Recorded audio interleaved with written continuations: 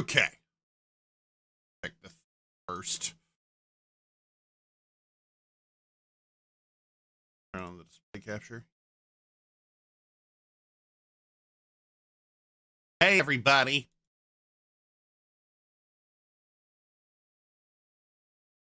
Oh, yep.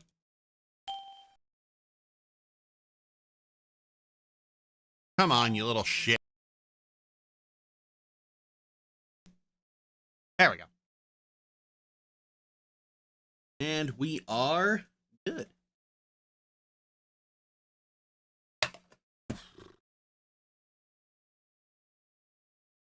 How's everybody doing today?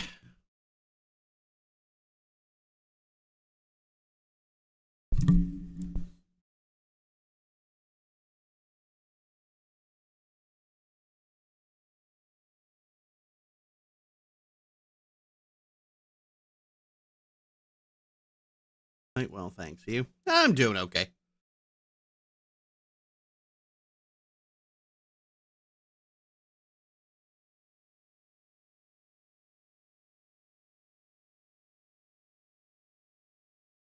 Pretty well, did a lot of cooking. If I say so myself, I made some really good spaghetti. Nice.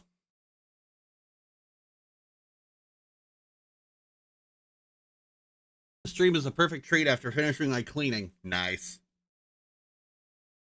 Tired but accomplished. I've had the house to myself for a couple days, and I've done so much laundry. Just woke up for the day, ready for a chill hangout stream. Very, very, very good. Oh, Having a pretty chill day. Winking face. thanks for the sub, Cross.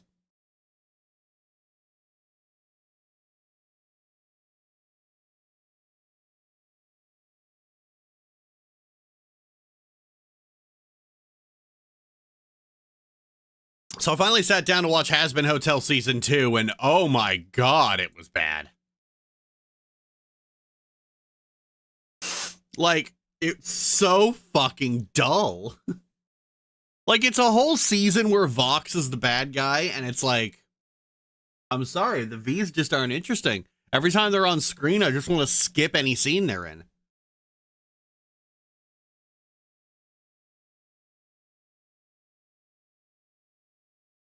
And like, because the V's are not very intelligent, every other character has to be such a fucking moron in order for their scheme to work. I think Charlie gets the worst of it.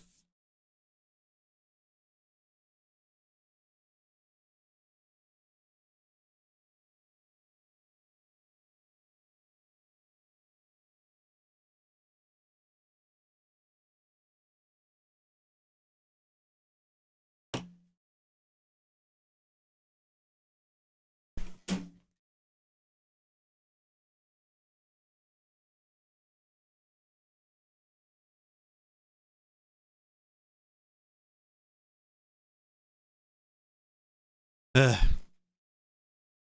Alistair was fun, though.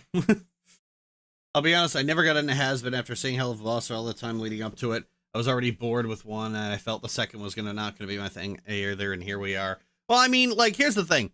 Like, Has-Been Season 2 is bad for the same reason a lot of cartoons are bad. It's just stall, stall, stall, delay, delay, delay, stall, stall, stall, and then you reach the final episode and suddenly everything has to wrap up because you didn't use any of the time you'd had before. And I have got to like clear everything off my desk at some point, just give it a good scrub.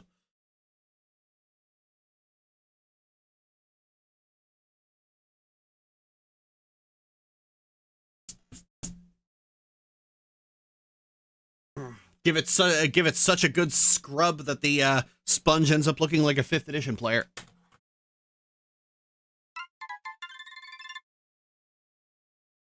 Yeah, felt. Aw.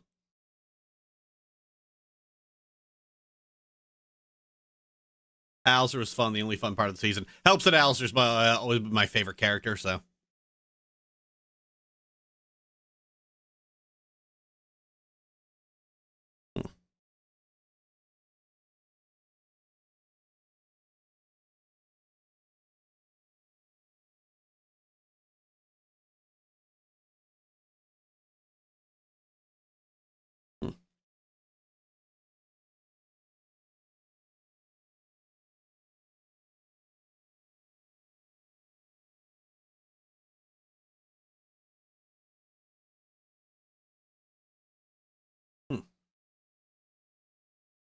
familiarize themselves with Save the Cat. Interesting. Interesting notion. Fuck.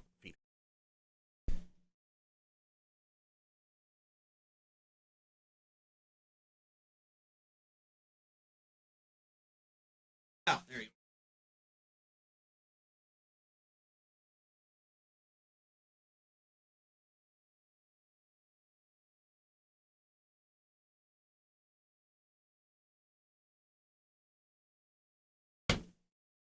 Nothing goes together quite like winter and wool socks. I know it's autumn, but still, fuck you.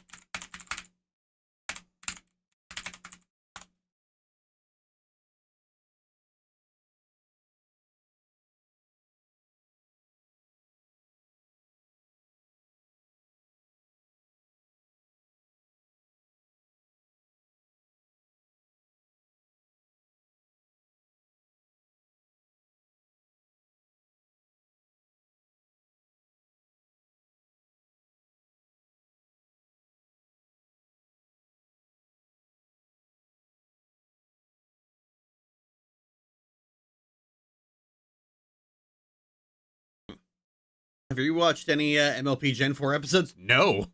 Oh, fuck, no.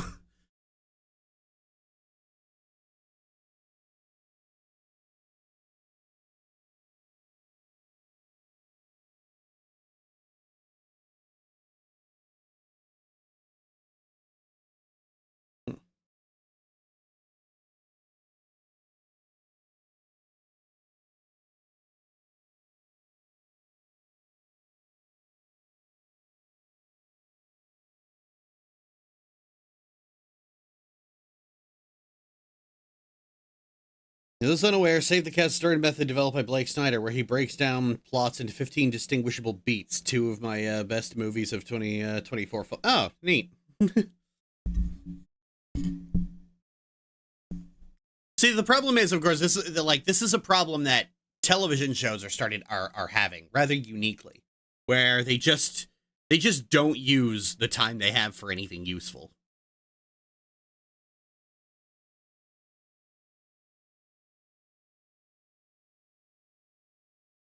I do not want to work on this today. Fucking hell.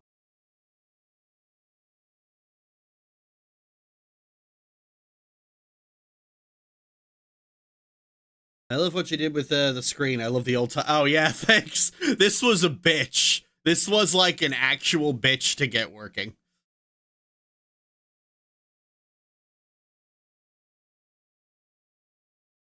The program I used to basically change all the icons at once had this nasty habit of, like, I point to where the icons are, and then it moves them into a backup folder in the same folder, which means I reboot Windows, and all the icons are fucking gone.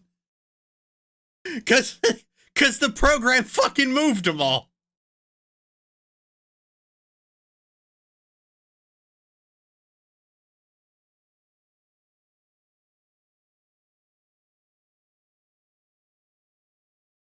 Ugh, I swear to God.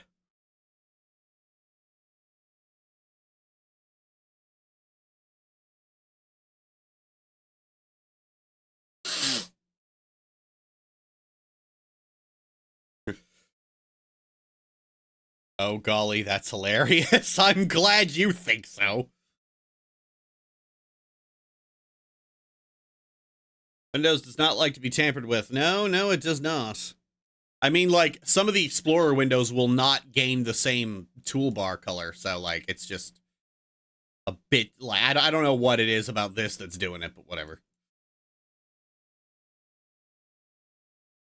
If it weren't for the fact that it would be a really stupid idea, I'm sorely tempted to install Project Chicago.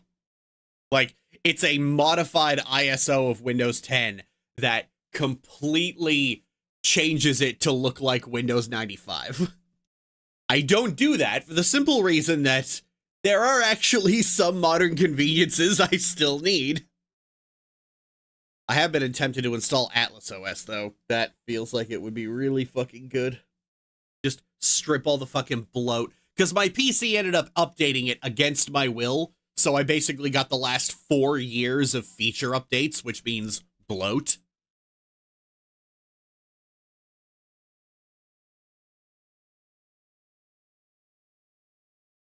Windows hates end-user customization. Ooh, yeah. That they do. That they do.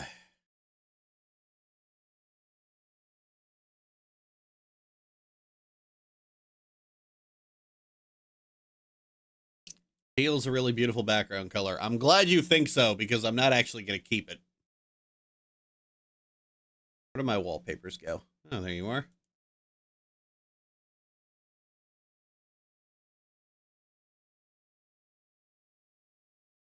Let's see. What do I want to use here? Going to do...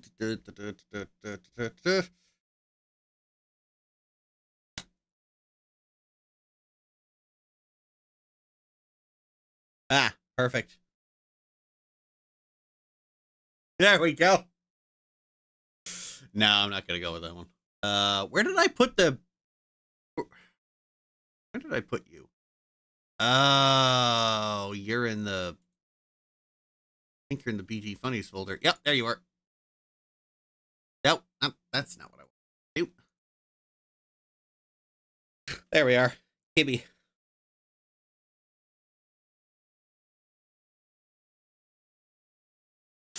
And an economic blackout until December 2nd. Once it's over, I'm prioritizing jumping from Windows to Linux. Yeah, see, I can't jump to Linux because, like, I use my PC for gaming and video editing and stuff, and yeah, like, I need my PC to actually function.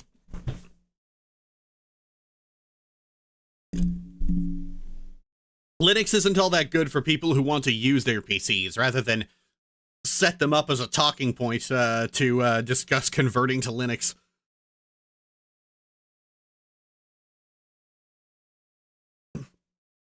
Alright, Kitty Ari is best argument. Look at this cat. Your argument is invalid. Yeah, like, we basically did Kitty Ari as a joke, but a lot of people were just like, yes, I love this. Do 1,800 more.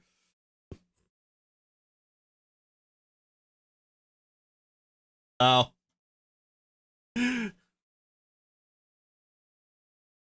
McKay drew it. You saw this on the intro thing, but McKay drew a scene from Into the Void where Kestri's ranting and raving because something pissed her off earlier that day, and Julie's just like pumping her fist in solidarity.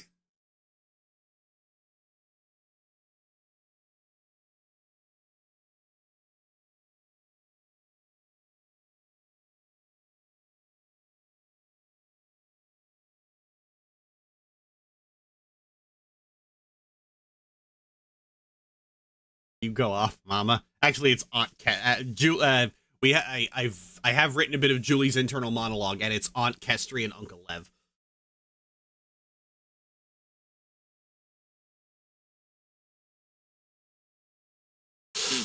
Julie's actual mom wasn't very nice, so she's not going to call Kestri mom.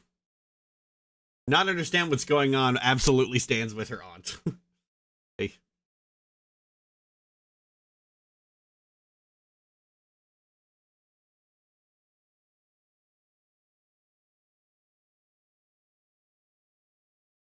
What is the most bored you have ever felt watching a cartoon? Probably I'm gonna have to say Star versus the Forces of Evil. Like if you asked me to do like a best, worst, and blandest list out of basically every cartoon I've ever covered, Star versus the Forces of Evil might top the blandest list. Because that was straight up just the bad storytelling paint by numbers. That's why Kestri is best.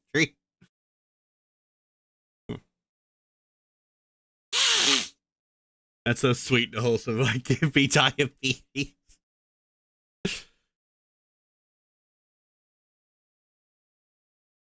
I think I actually posted the scene this is from on Tumblr. All right, it's enough Linux in the chat, guys.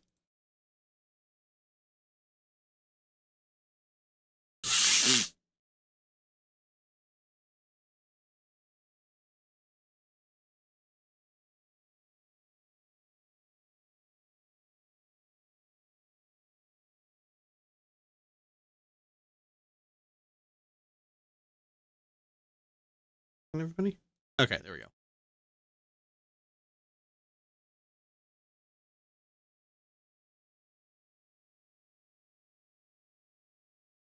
Really, that would be duller than the latter half of Little Witch Academia?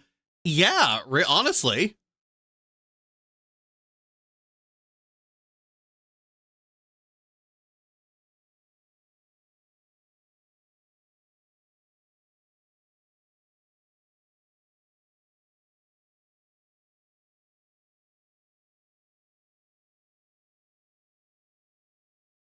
I'll give the excerpt a read. See if I can find it.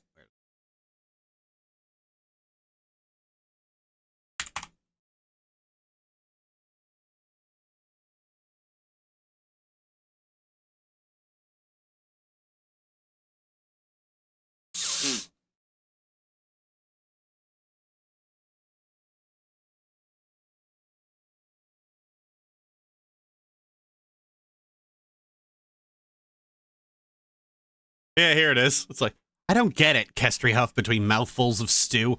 It was a special kind that Lev made when she was upset. Made from potatoes, carrots, celery, mushrooms, onions, mashed up tomatoes, and enough spices to overwhelm the taste buds of a soybean farmer.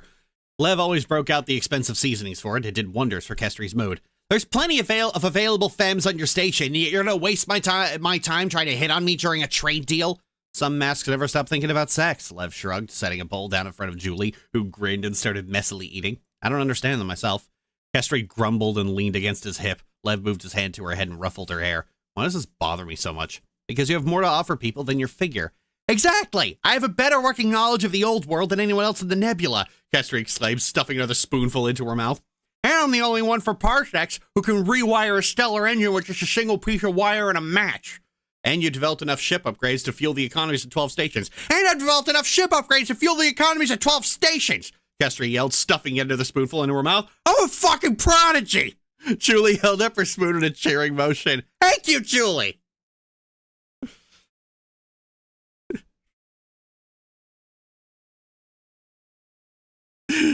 God, I love them. They're so fucking good.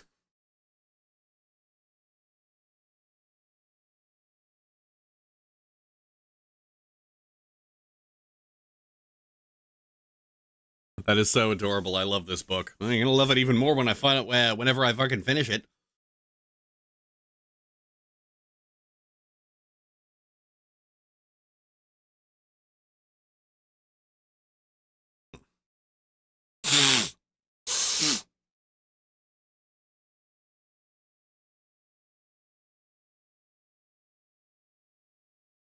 Into the Void is filled in front of a live studio galaxy.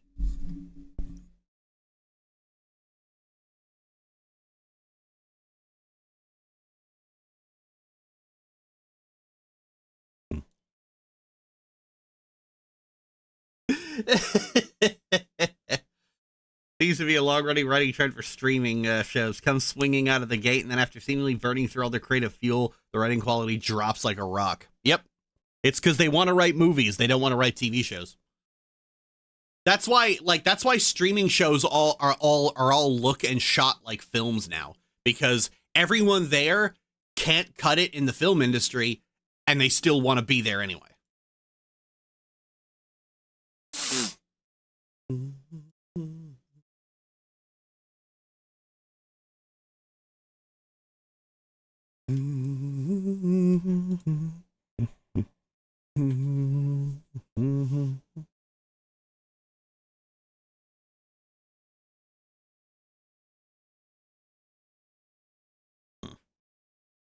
Star versus junking every good thing. You know what? I could turn the display off for now.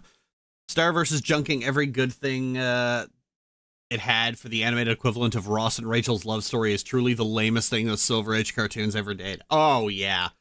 Then why don't they just make movies? Because no movie studio will hire them because they suck.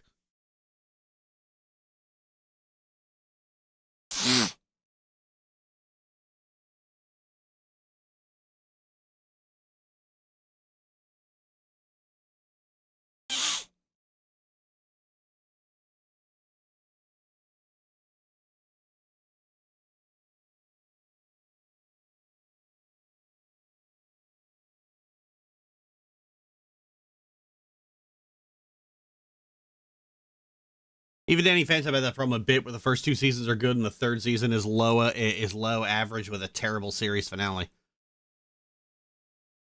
I have absolutely no idea what was supposedly wrong with the series finale.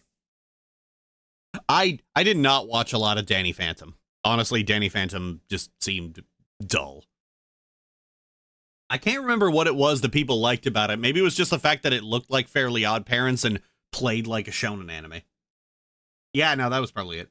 Glad I stopped watching Star Versus after season 1. Oh yeah. Oh god, like the moment they introduced Toffee was when the show started going downhill.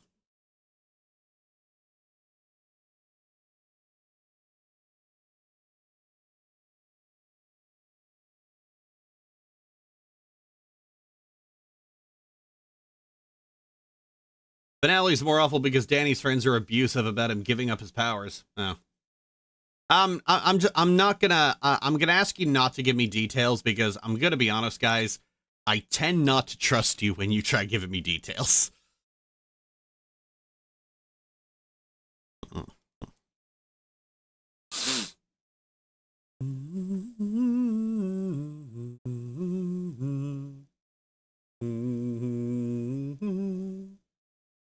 know what?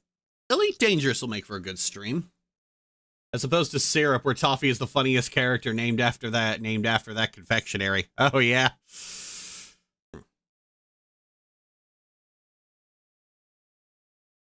Let's just not get to, like, the whole point of putting on Elite Dangerous is just that I can just keep talking about whatever. So.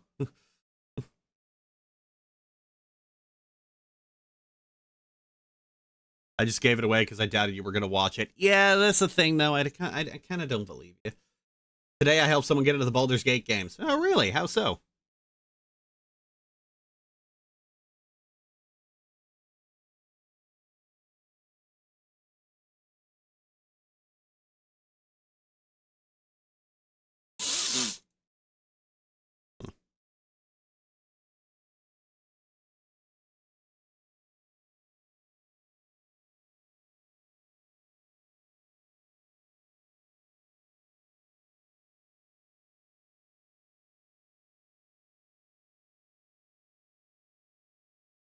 Wait, what?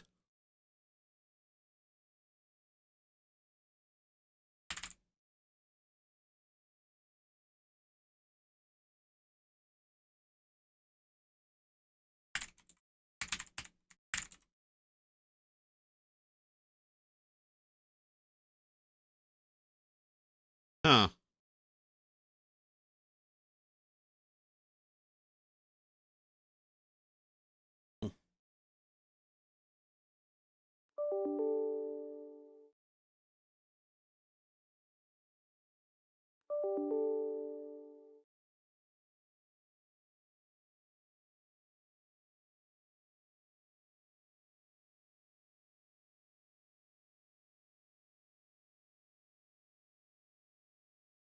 Unless I'm mistaken, it sounds like Toffee was Darren Nessie's attempt at making... What the Okay, this is weird.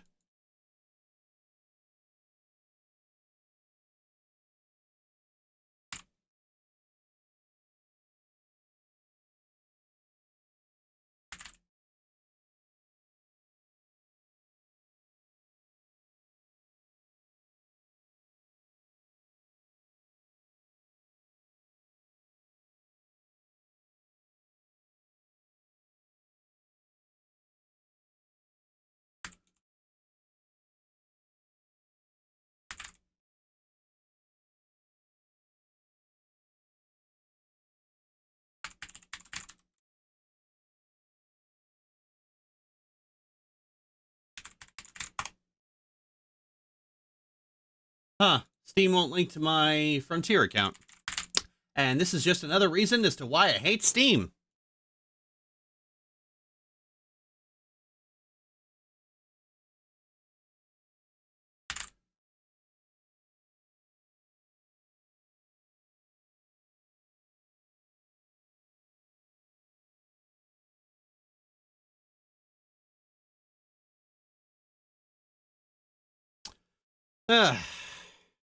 For whatever reason, my Frontier account got delinked.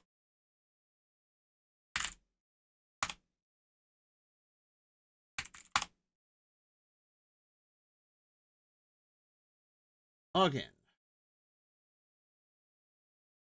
Login. Okay.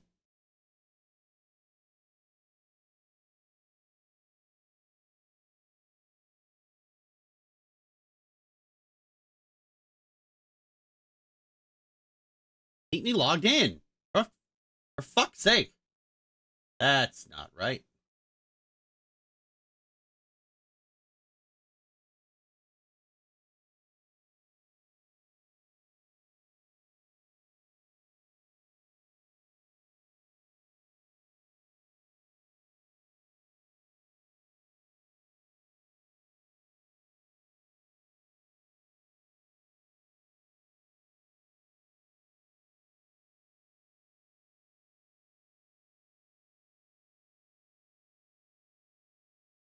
Okay.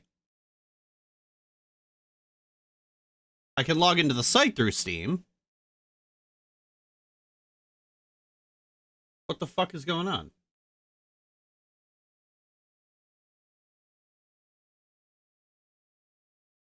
God.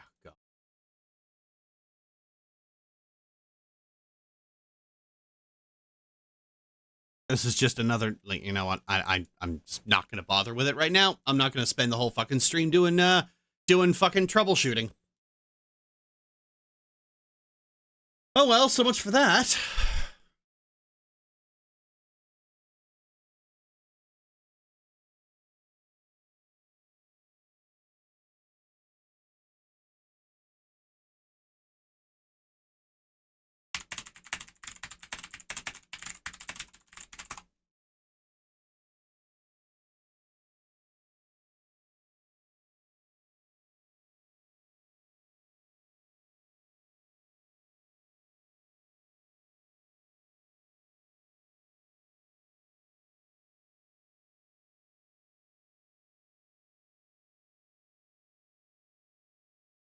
Ugh.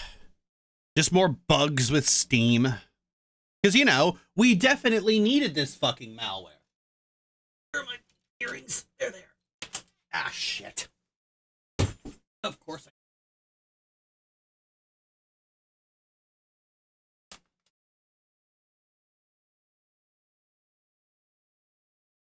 Well, this sure is a terrible omen.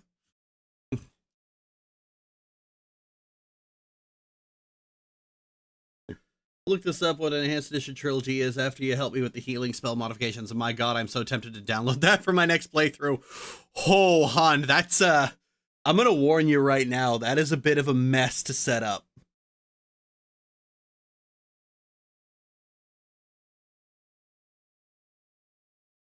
Alright, anyway.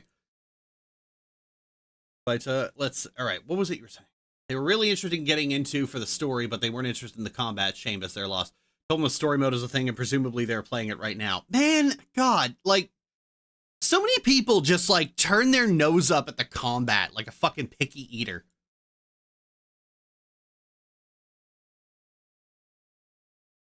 The combat in this game is so fun. Like, the combat in Baldur's Gate 2 is really fucking fun.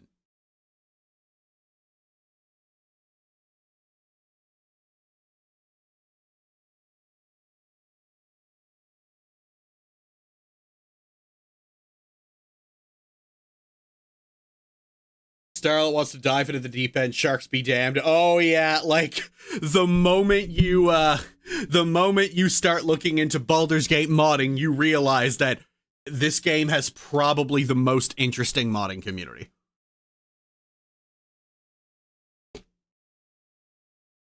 Like, Baldur's Gate 2 will put an entire novel as a side story. Baldur's Gate 2 modders will put in an entire fucking novel as a side story.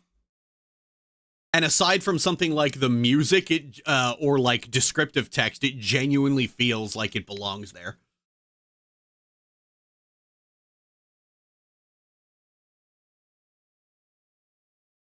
Meanwhile, when it comes to like Baldur's Gate 3 modding, you need to, in order to find anything interesting, you need to scroll past the 1800 mods that only exist to put Shadowheart in an even skimpier bikini.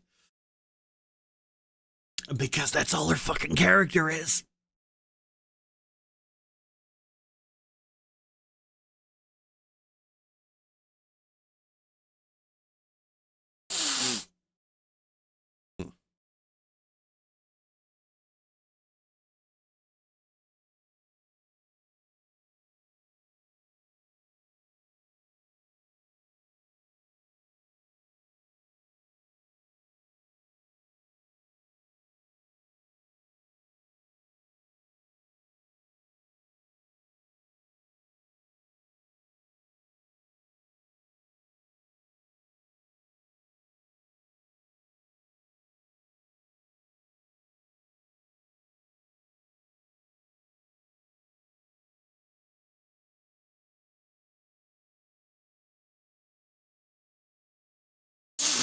Still feels like they really wanted to make Shadowheart the main character. Oh, yep. Yep. Yep, yep, yep.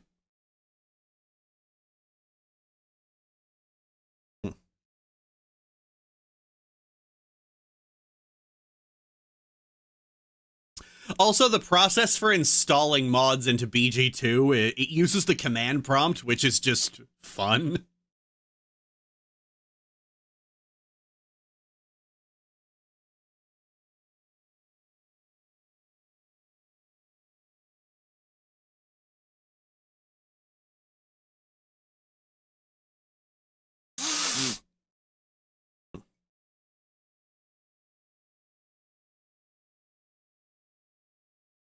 Waidu makes me feel like a hacker.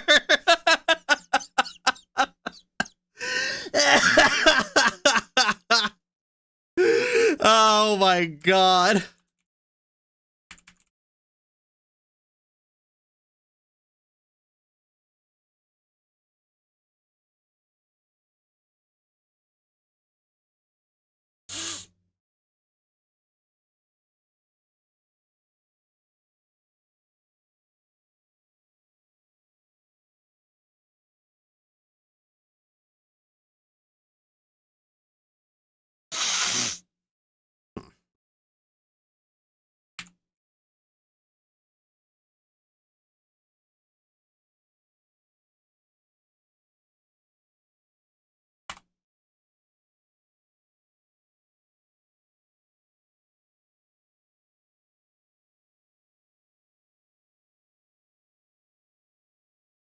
Oh, hey, you wanna know how to feel even more that way?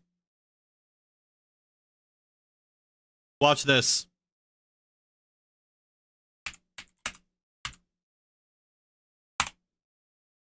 There we go.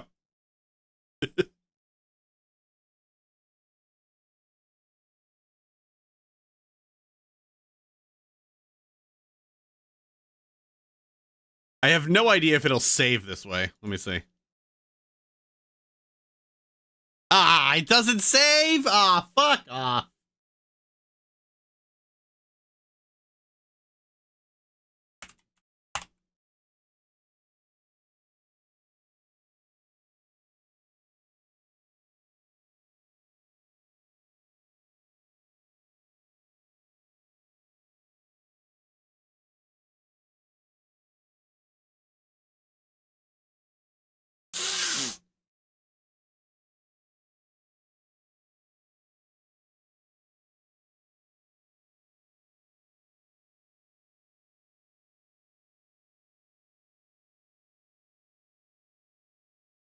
Oh well. Yeah, I've got basically all my Baldur's Gate mods in a big archive here. I have had to reinstall Enhanced Edition trilogy on more than one occasion, so it helps having them all lined up here.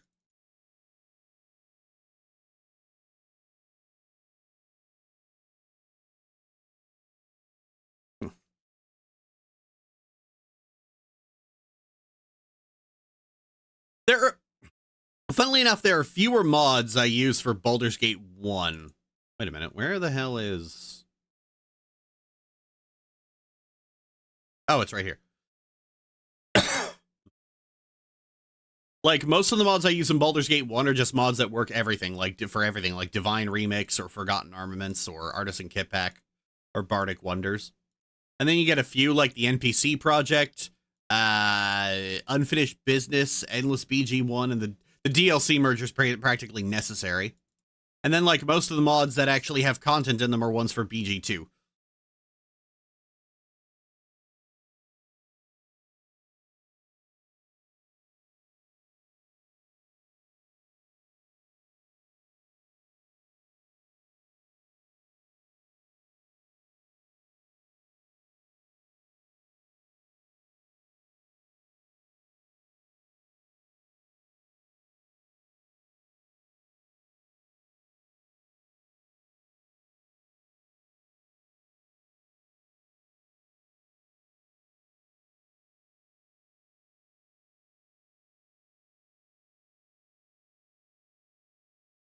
Is this what using Linux looks like? Not in the slightest.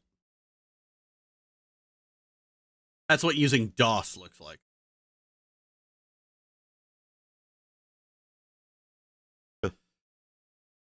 I love that more for BG2. BG2 has had like BG2 is the better of the two games, honestly.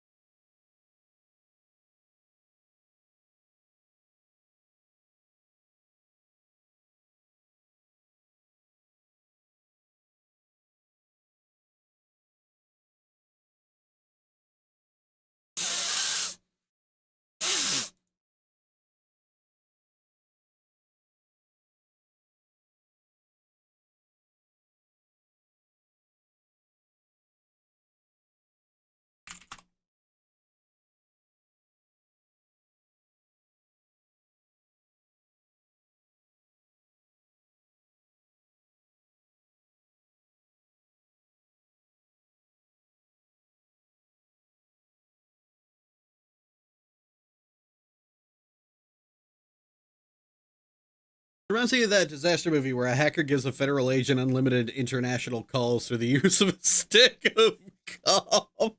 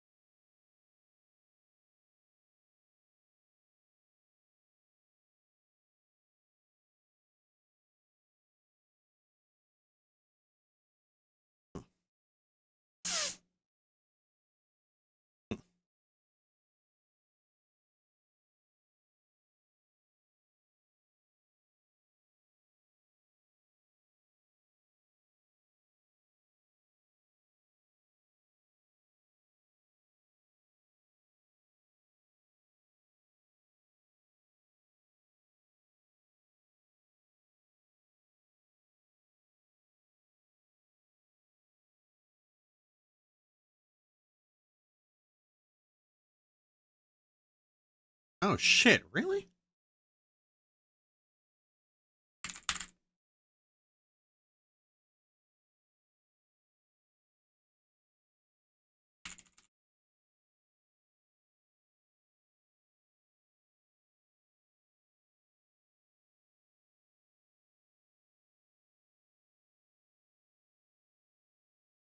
Wow, I've got to change the thing on that account. I happen to have Immy back, and then I realize I am still in chapter 2. Oh no! Oh no!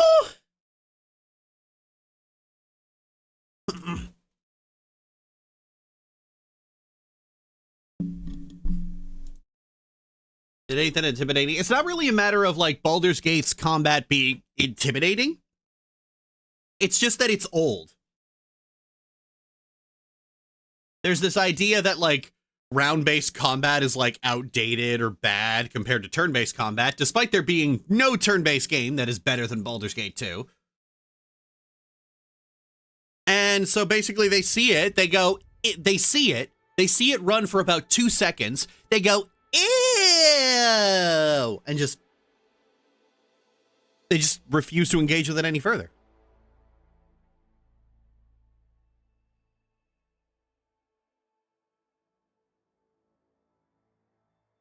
Looks like you did that for your Windows. I'm just confused how you do that. Oh, program's called Stardock Window Blinds. Oh, those people weak. Yeah, it's funny. People will say that like Baldur's Gate 2's combat is outdated and then praise Baldur's Gate 3. And I'm like, girl.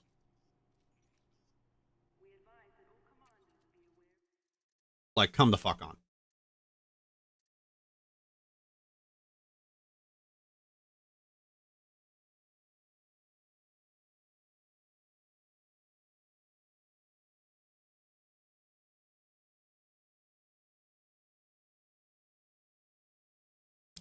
It's a bunch of people who only know 5th edition.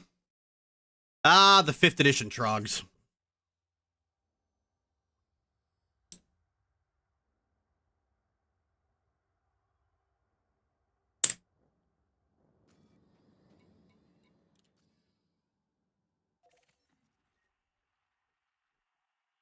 They do the same thing with like Thaco and shit. Like, they see Thaco and they go and they just recoil. Like somebody shot their fucking grandma or something.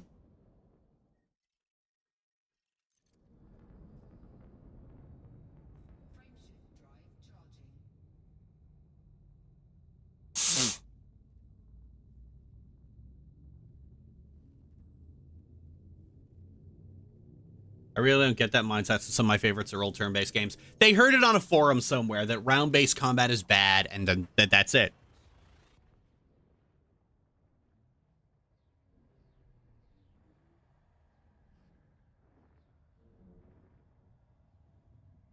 But like, here's the dirty secret: round-based combat is a lot more difficult. You have to manage way more things at once. It is hard. Playing like Baldur's Gate 2 on like insane difficulty is very, very difficult. You need to know the classes well, and you need to be on the fly with everything. Oh, wait.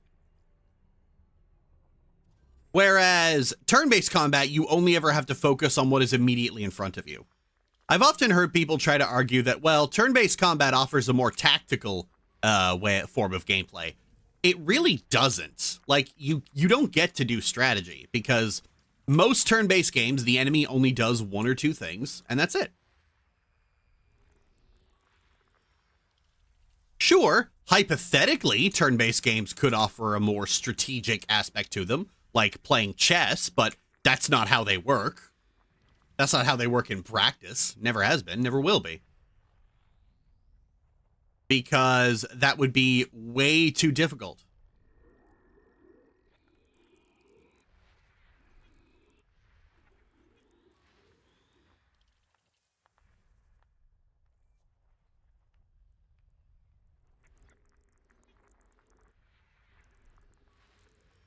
Like, Baldur's Gate 3's combat basically breaks the instant you realize that Larian's preferred approach to combat is throw shit on the floor. Once you learn to throw shit on the floor, then the combat breaks. I honestly really want to play 2E. I just need to convince my friends to do so, and they're 5E trogs. Oh, yeah, like, here's the thing. If you grew up playing 2E, you can play 5E no problem.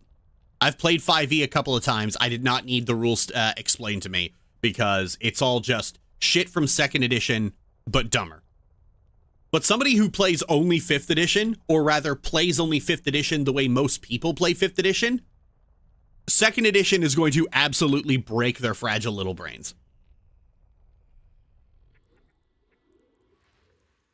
It's always cute when, like, 5th edition trogs start trying to be, like, start trying to basically, like, belittle others for how they play.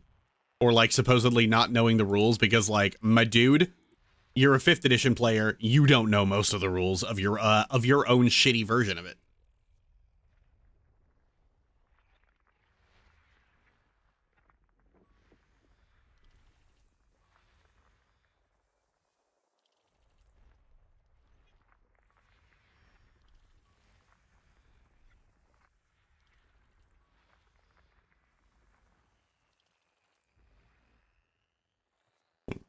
Have you ever considered playing a World of Darkness game?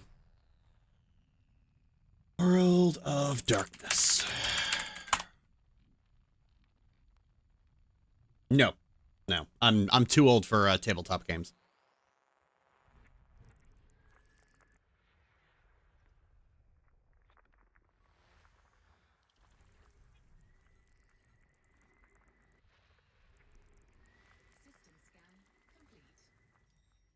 Heyo. Oh, hey, Zane. We were just talking about the different editions of D&D.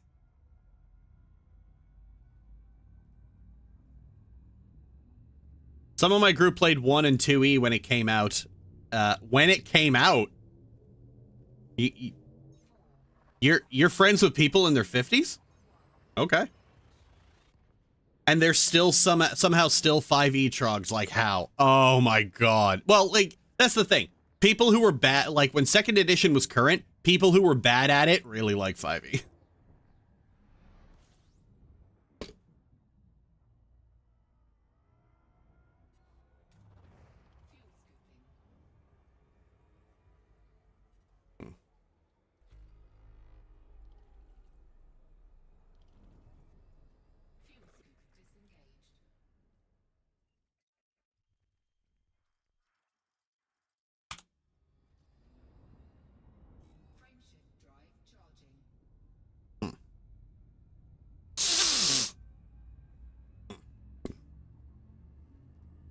How you doing, Zane? Doing good, I hope.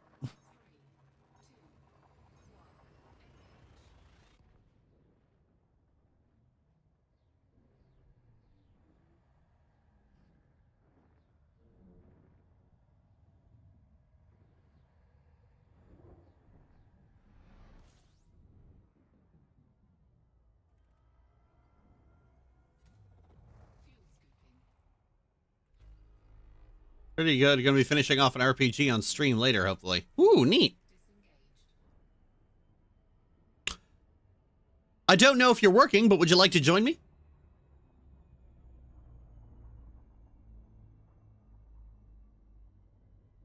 .5e is a lot simpler, and that's the... It's really not. Pop culture shows TTRPG as this complex mess, and 5e's main approach is, oh, look, it's not that bad. Look, here's this popular video game with it, and all these popular voice actors who love it. I'm not sure BG3 is a draw, but whatever. Am I playing as a stalker? I messed around with the AI, and now my character will go into stealth mode by herself, which is very useful, because I always forget to do that, and I now put Armor of Faith as her spell, and I can't believe that this was the answer for her to not be so squishy. Hey! It clicked! It clicked for her! The moment Baldur's Gate 2's combat clicks, you love it.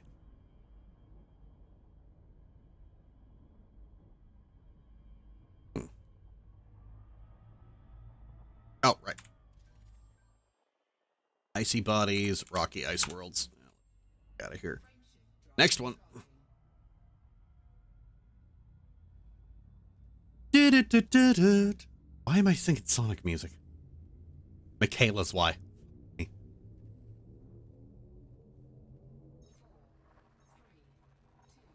D&D, would 1st or 2nd edition be a good starting point?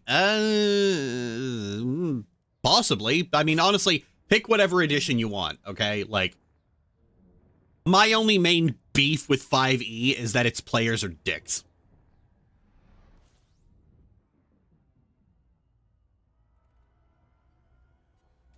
But the general aspect is whichever version you start with and get good at, you will generally be pretty good at every edition that comes after that.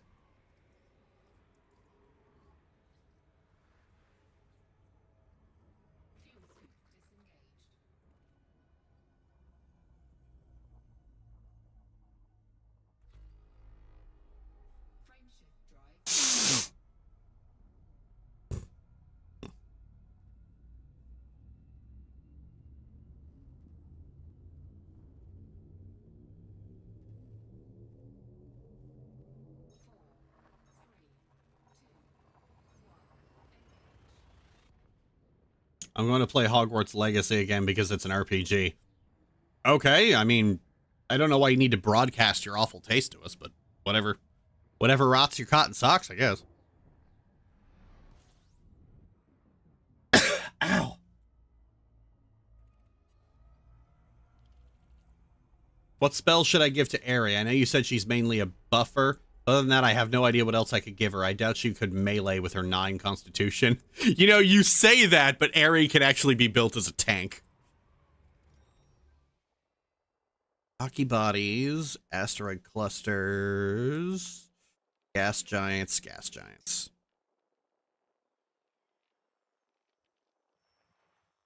Zane, did you hear me?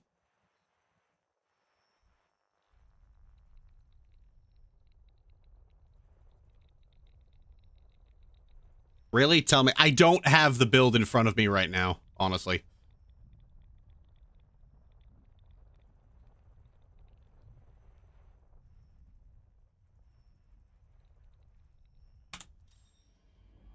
Terraforming rocky bodies. Probably start with first edition just to be safe. Oh! Oh! Oh man, you just dive right into the freezing pool. Good for you, Jokerman. I respect that. Zane must have left.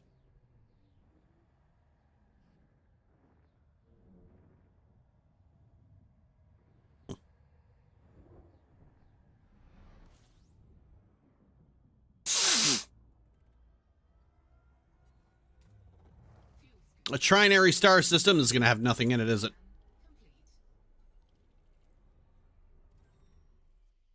Nothing.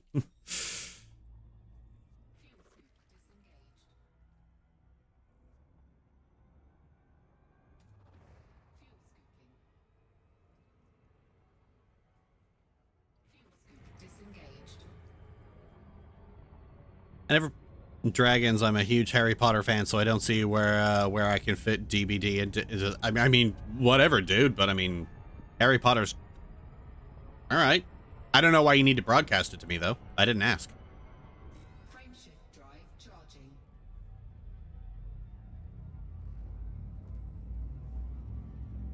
Sixth edition is going to officially introduce the Space Hippo race, and only 9 people will play it. You know, Dungeons and Dragons is going to keep going until every possible fursona fits.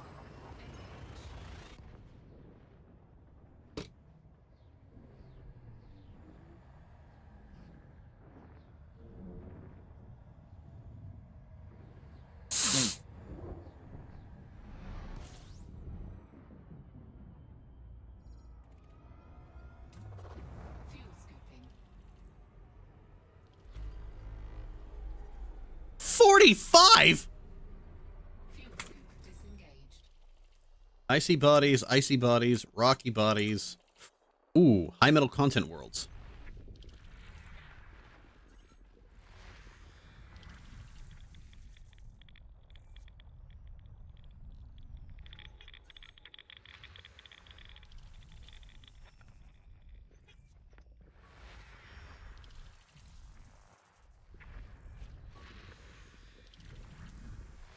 Sorry for that.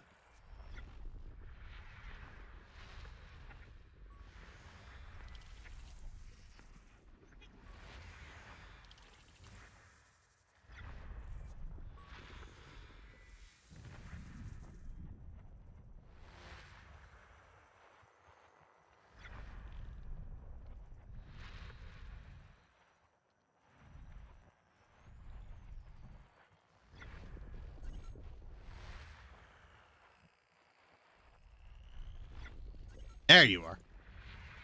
God, how many fucking levels of zoom are you gonna make me go into?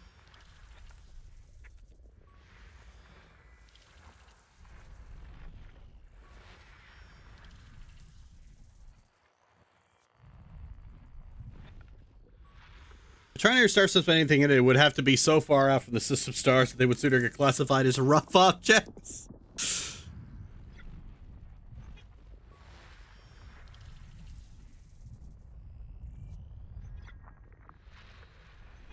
Yeah, like, those trinary star systems, they're gonna slam into each other eventually.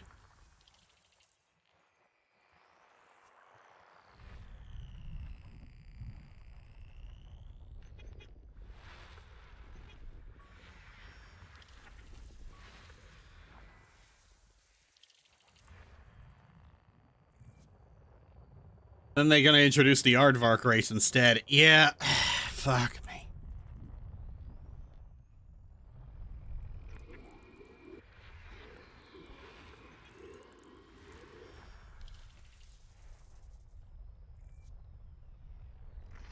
I remember somebody was like, we were kind of workshopping an idea for, like, we were workshopping ideas for, like, you know, for a tabletop game, because those kind of workshops are kind of fun.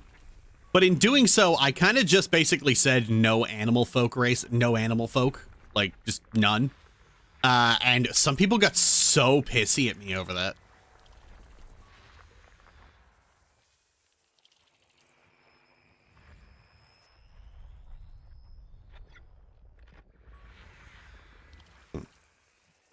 These names are getting more and more unpronounceable, I swear.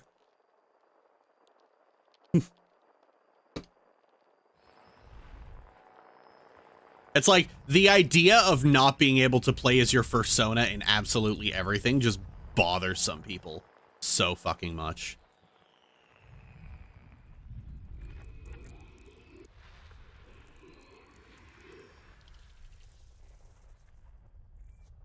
Yeah, I remember that. Yep. It's not even like I have issues with, like, furries on any kind of, like, people immediately projected, oh, do you think furries are too, like, disgusting or degenerate? It's like, no. It's just that we had this problem in the server a little while back, is that there wasn't any rule banning furry art, and then every channel just got spammed with furry art over and over and over again. It was just constant, a constant, endless deluge, and I said, all right, no more of this. A year later, I decided to lift that ban. Again, it was just a constant deluge. And it's like, guys, you have got to learn, like, I had to, again, and it got banned again, and that ban hasn't been lifted. And I've been asked about this before. It's like, why can't I post furry art here? Because you guys don't know how to share space.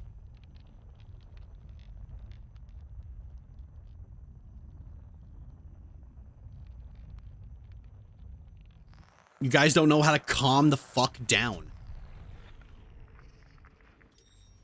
I'd be disappointed, but I just shrug and play one of my actual human characters. Yeah, but you see, Zane, you're a functioning adult.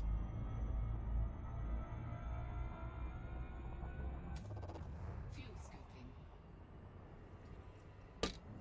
The main problem with this in this particular context is that the whole point of this exercise was to actually do something with the basic races first. Like, do something with the humans aside from blank slate. Do something with the elves aside from off there and humans have beef with them for no goddamn reason. And the fact that we were still working on the humans and elves, and some people were just coming in going, what if there was a wolf race? What if there was a cat? What if there was like a fucking beetle? And I'm just like, guys, focus.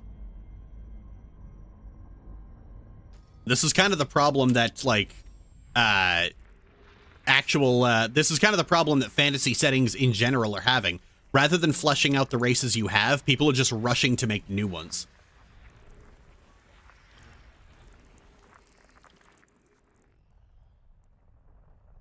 Rude, honestly. We're talking about this one thing, leave that other thing alone. Yep.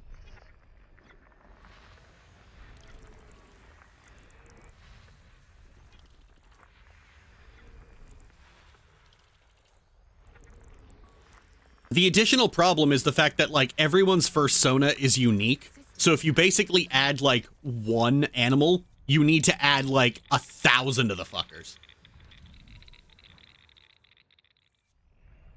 Oh, is that it? Yep, that's it. Are so rooted into history and culture as a whole, especially with D&D, that having something without it is seen as weird. Really? There's tons of things that don't have animal folk in them.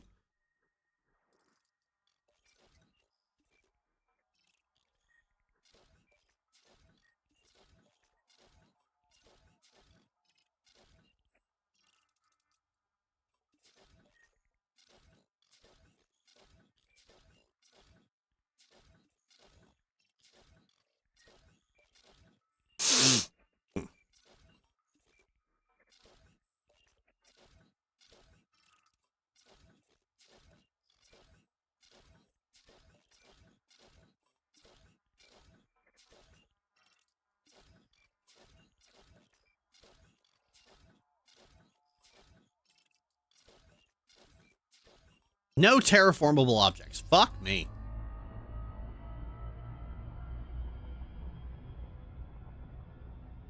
When I was writing my notes for my setting, I specifically sequestered animal races into the Feywild. Huh. Interesting. I would just honestly rather not have them because it just becomes such a pain in the ass dealing with. Like one of the few experiences I had with 5th edition ended up being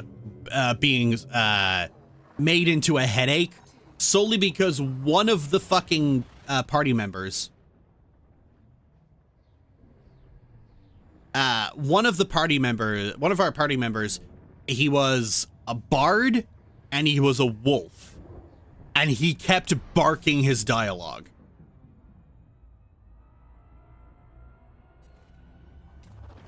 Fuel scoping. System scan complete. Of course it was a bard. Yeah, of course it was a bard. Who else would it be? Oh god, what? Yeah. Frameshift drive charging.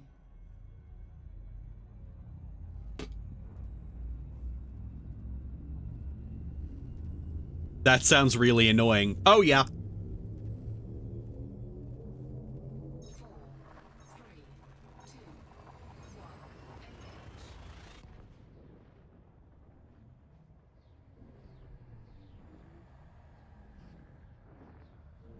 Why can't they be normal? I don't know.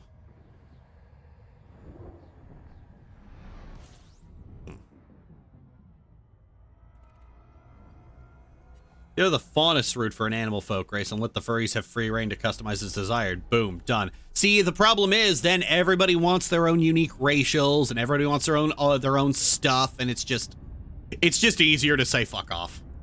Frameshift drive charging. Everyone wants their own unique animal race. Everybody wants their own unique racials for their for whatever animal they are, and everybody wants their own stuff, and it becomes such a hassle to deal with that just saying no is a lot easier. It's like, here, the book has like 50 empty race sheets at the in the back. Figure it out yourself. Zero communication between players in regards to what everyone is comfortable with. When I have players make characters, I encourage them to actually talk to each other. Well, see, we did do that, and he did not disclose this aspect of his character beforehand.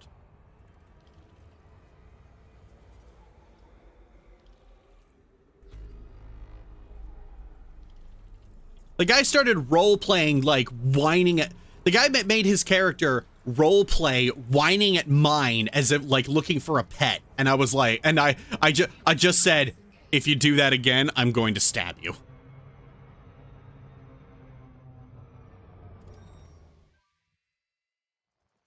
That is not talking to each to each other. Well, we did everything we were supposed to do. It's just this one furry was lying. Furries, I swear. Ah, all the way over on the other side of the goddamn star. God, what an asshole. Oh, yeah. I was PvPing within the first 20 minutes. What is the argument about? Completely valid response. We had another bard, like, the start of the fucking thing, it's like, the DM goes, before you stands a cave, and there's also a path. Pick which way you want to go. And then one of the other bards, we had 2 bards in the party. Already 2 bards too many. And it goes, by the way, we're also being chased by an angry mob. And I'm like, why? Because because I pissed off an entire village and they want us dead. And I was just, immediately it was just, okay, I vote that we all just cut his leg off and leave him for everybody else.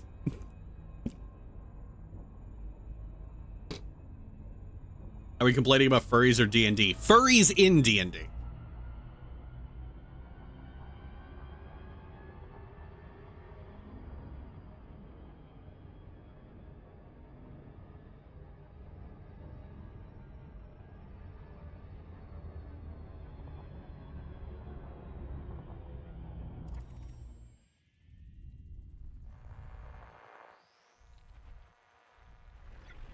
There you are. Was it the player that decided they were being chased, not the DM? Yep.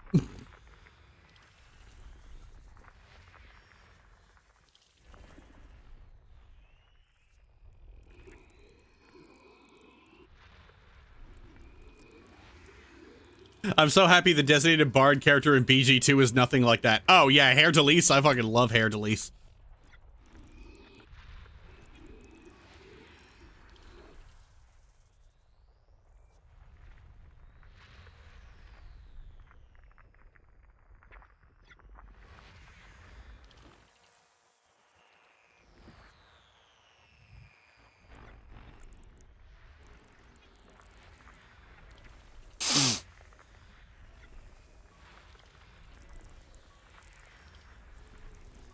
System scan complete. Question I want to know, is there a line a villain shouldn't cross, or is it fine as long as not what we're talking about right now?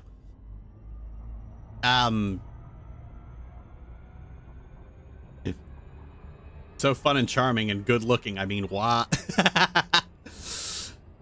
Any of these furry players choose any classes for their personas? It's like bards. Have any of these furry? Oh, they were both bards. Yeah, they were both bards and they were both wolves. It's just that one of them just decided to be a dick, and the other one just decided to be, just decided to bring their kink to the table. I mean, that's the only answer I could fucking give.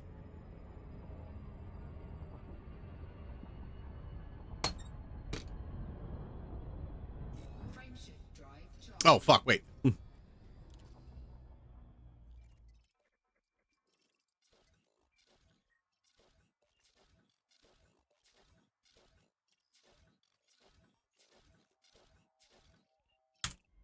No terraformable, seriously.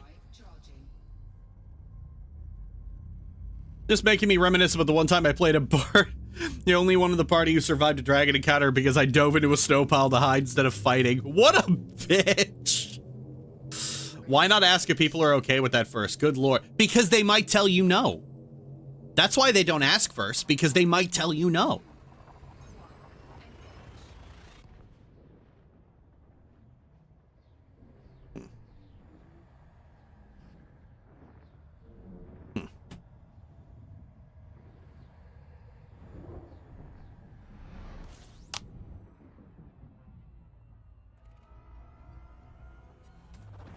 Fuel scooping. Fuel scoop disengaged.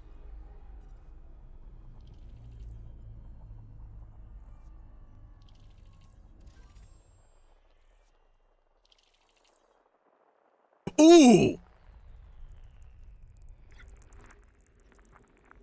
We got some water worlds!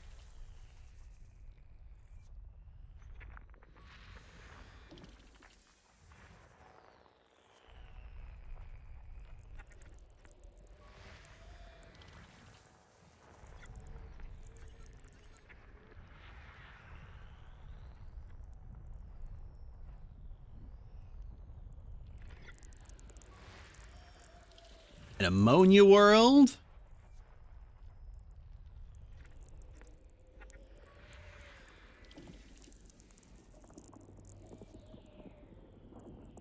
too many bards in a party is, 2 bards in a party is 1 bard too many. It's 2 bards too many. See, like, funnily enough, back in 2nd edition, bards were not anywhere near a problem like they were. Like, a bard was basically just like a thief, a mage thief with a fucking attitude. Where'd it go?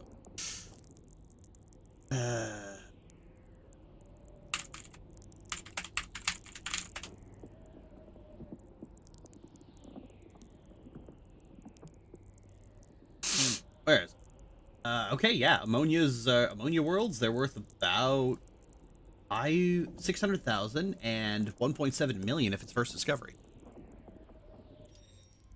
Oh, fuck me.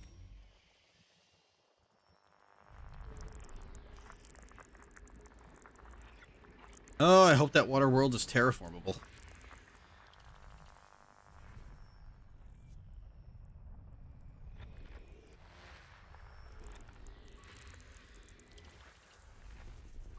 A mage thief with an attitude. Lord Imoen could have been a bard, but chose not to. Well, that's the thing. A mage thief like Imoen is just a bard, but better. Like, you don't get the bard song. Like, you don't get the access to bard songs, but you just gain access to just better shit in general. Like, a thief dual class to mage is just pretty damn fucking good. Ever since they took out dual classing at some point, and just, They took out dual classing, and as a result, multi-classing has just been kind of shit ever since. I think the reason they took out dual classing and they just made multi-classing so shit was because they wanted to prop up the classes who were basically just a shitty dual class. The ranger, the paladin, the warlock, the bard.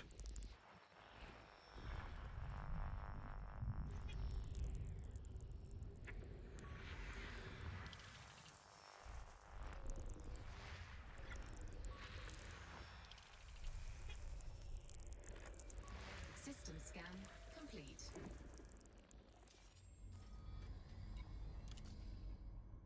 Musicians and singers for hire. Bards and D&D, the catch-all for everything that doesn't fit neatly anywhere else. Yep. Ooh, yes.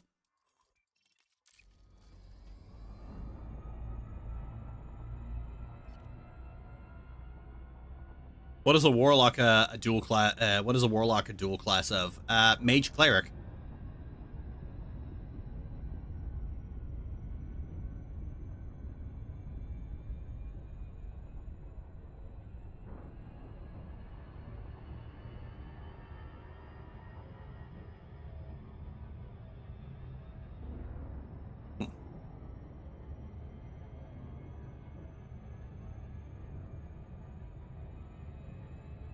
Trust me, there was no majesty quite like the early edition fighter mage.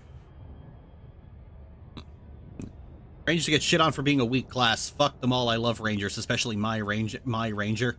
Oh yeah, if you love range, like, here's the kicker. I am fine with some classes just being shit. Because the whole point of a role-playing game is to motherfucking roleplay. It's not to make optimized builds. This is why like they need to get rid of the point buy system and just go back to traditional rolling. I remember somebody suggested, it goes, I brought this up on Tumblr and somebody was like, so what system do you prefer for rolling? I usually go with roll 4 dice and remove the lowest one. And I said, nope, you roll 3 dice and that's what you get. If you roll all 11s, then you roll all 11s.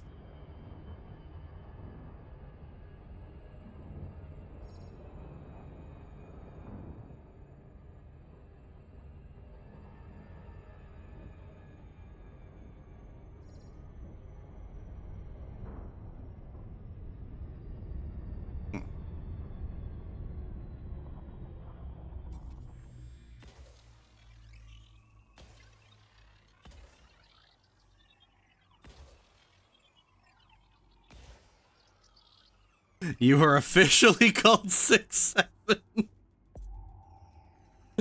Oh god, yeah. Surface scan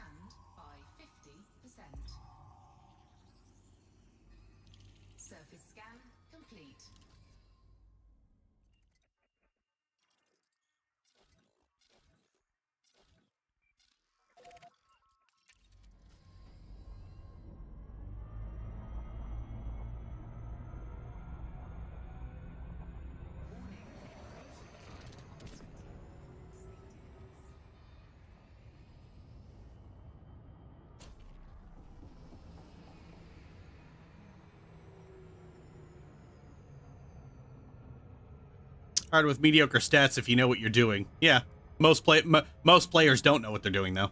Character description no one will ever use. Orc mage whose magic is structured around basket weaving and crochet.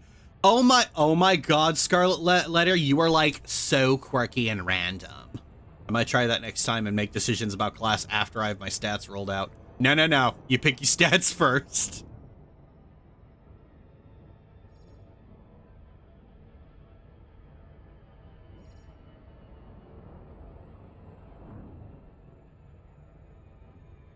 See, like Zane, you're thinking like a 5e player. The whole point is to roll with what you've got. Is that something players do in min-maxing, but is that something players do in 5th edition? Yeah, 5th edition tends to orient itself more around builds than characters. If you, look, you gotta roll with what you got. If you roll bad stats, then you have bad stats. That's just what you do.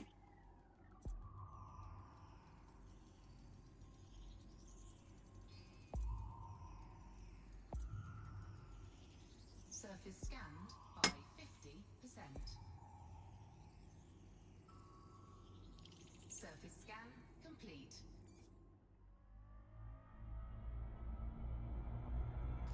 Just accept it and move on. Yeah.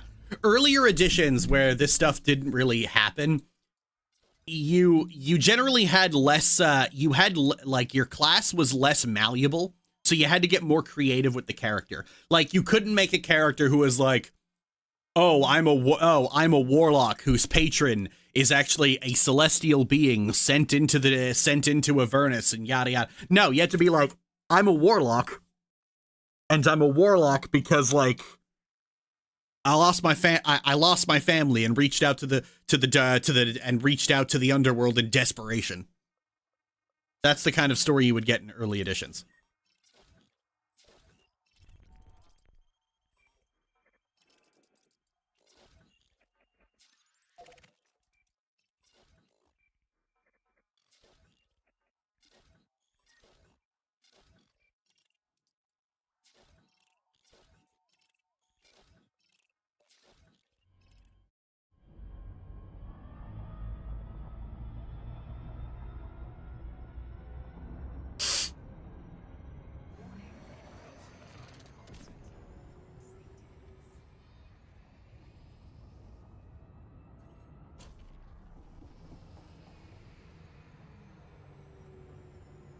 So much better, too, because it's more character-focused rather than a lore dump. Yeah.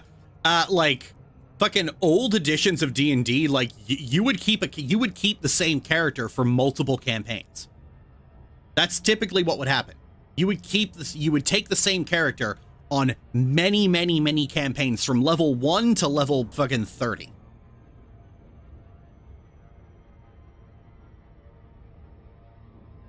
Like, being able to ask a cancer, why are you this class, goes a long way to showing what your character is like. Yep.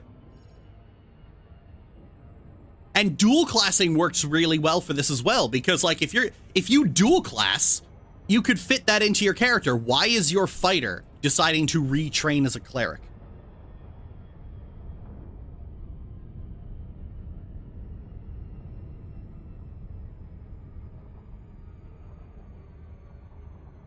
It's just not really something that,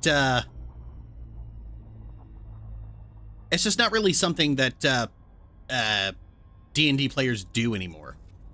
Everything is so malleable and so free, and the system is designed in such a way that you can just erase any and all failure. That you just end up with this. You end up with 5th edition is the D&D equivalent of Gary's mod. That's really what it is. It's Gary's mod. Your character would actually have a character arc. Oh yeah. Oh yeah. Long multi-campaign character arcs, they could get pretty fucking intense. Surface scan complete.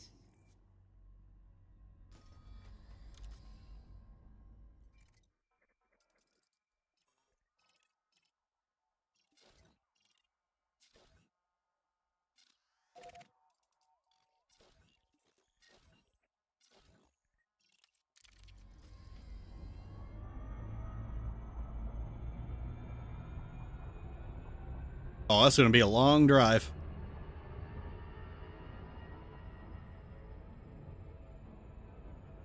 Yeah, like traditional, yeah, they would go long. And the thing is, older editions of D&D, players were not cripplingly afraid of going above level 12. Like, you didn't have DMs who were like the point where you reached like the epic level campaigns, that was when the fun began. Oh boy, that was when shit got crazy. That was the point where the DM was now trying to permakill you.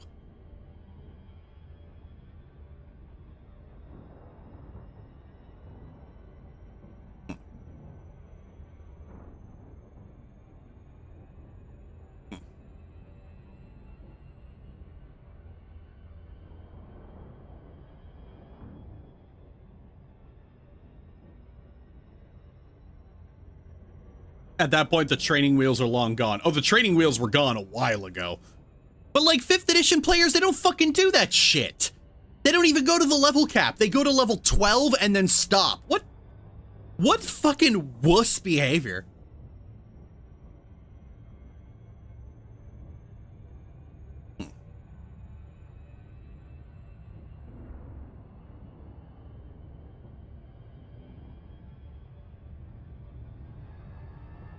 And like, they're still doing these like really long epic campaigns. So like, imagine a campaign that goes on for like a year, but you can't go beyond level 12. Holy shit.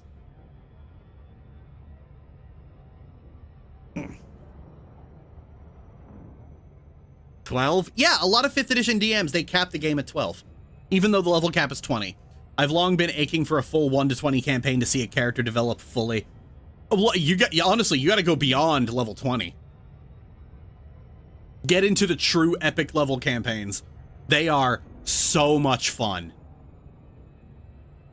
Yeah, I don't know, for whatever reason, 5th edition DMs are like incapable of designing epic level campaigns.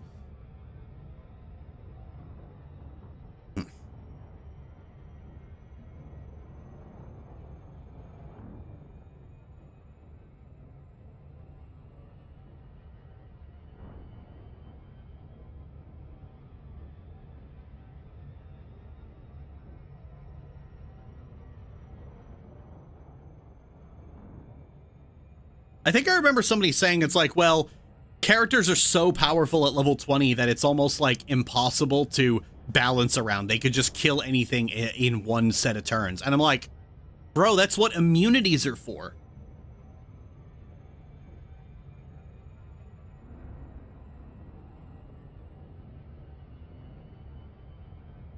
People who fear failure flock to 5th edition because it gives them too much leniency. Yep. That's odd to me as a trend of DM behavior. I've only really D&D'd with IRL friends. We never even considered capping level. I think they're afraid of telling an actual story through gameplay. Oh, yeah.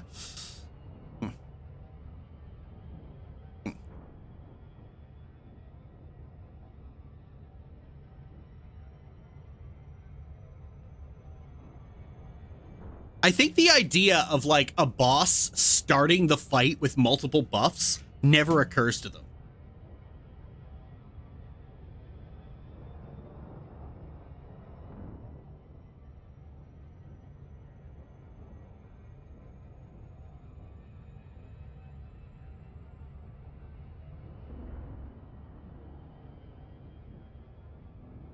I think I remember somebody once said, well, there's a lot of things players can do to strip away immunities.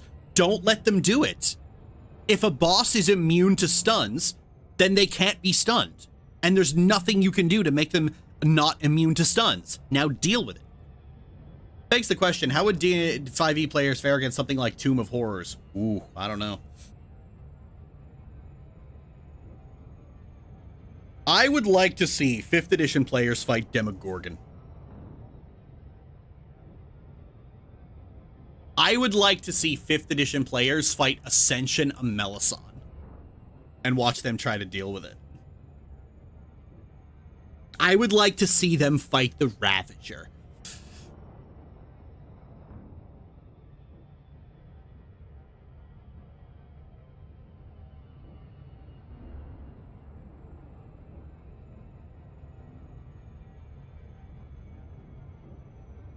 God damn, what a thought.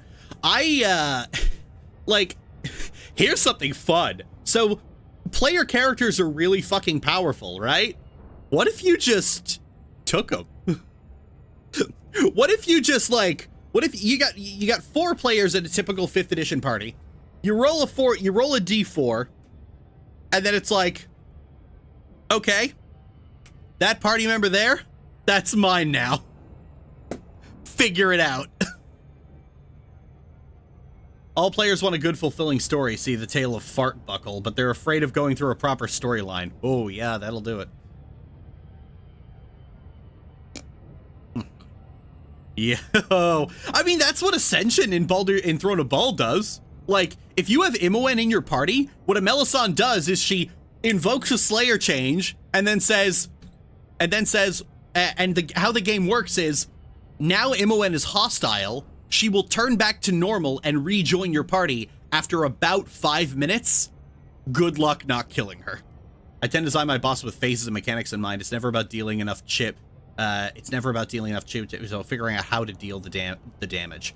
I'm totally fine with chip damage. I'm totally fine with characters having to keep up a certain degree of pressure. 5 minutes. 5 minutes. Yep, 5 minutes.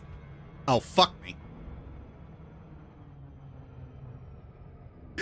And you gotta figure that shit out. Good fucking luck.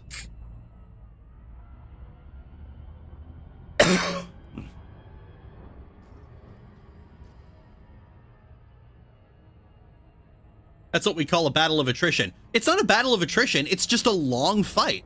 That's all it is. It's just a long fight. I'm totally fine. Like, here's the thing. The final boss of an epic level campaign should take a whole session. At least. At least a whole session.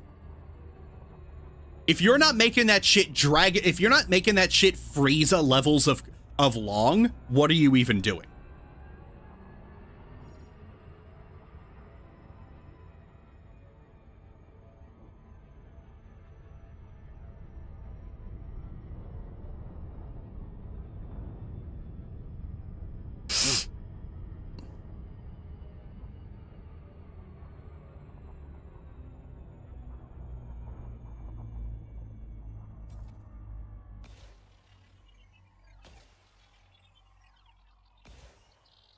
Like, here's the secret to, like, a good epic level campaign boss. Give them a ton of HP, give them non-standard abilities that have to be dealt with through, like, creative player positioning, By 50%. and then let the players try and deal with it. Surface scan complete.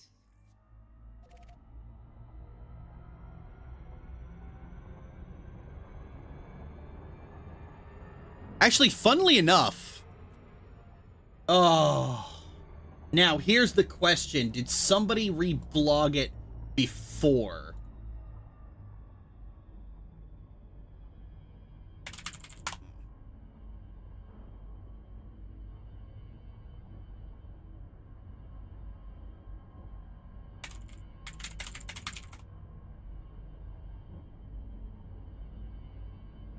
Oh, here we go.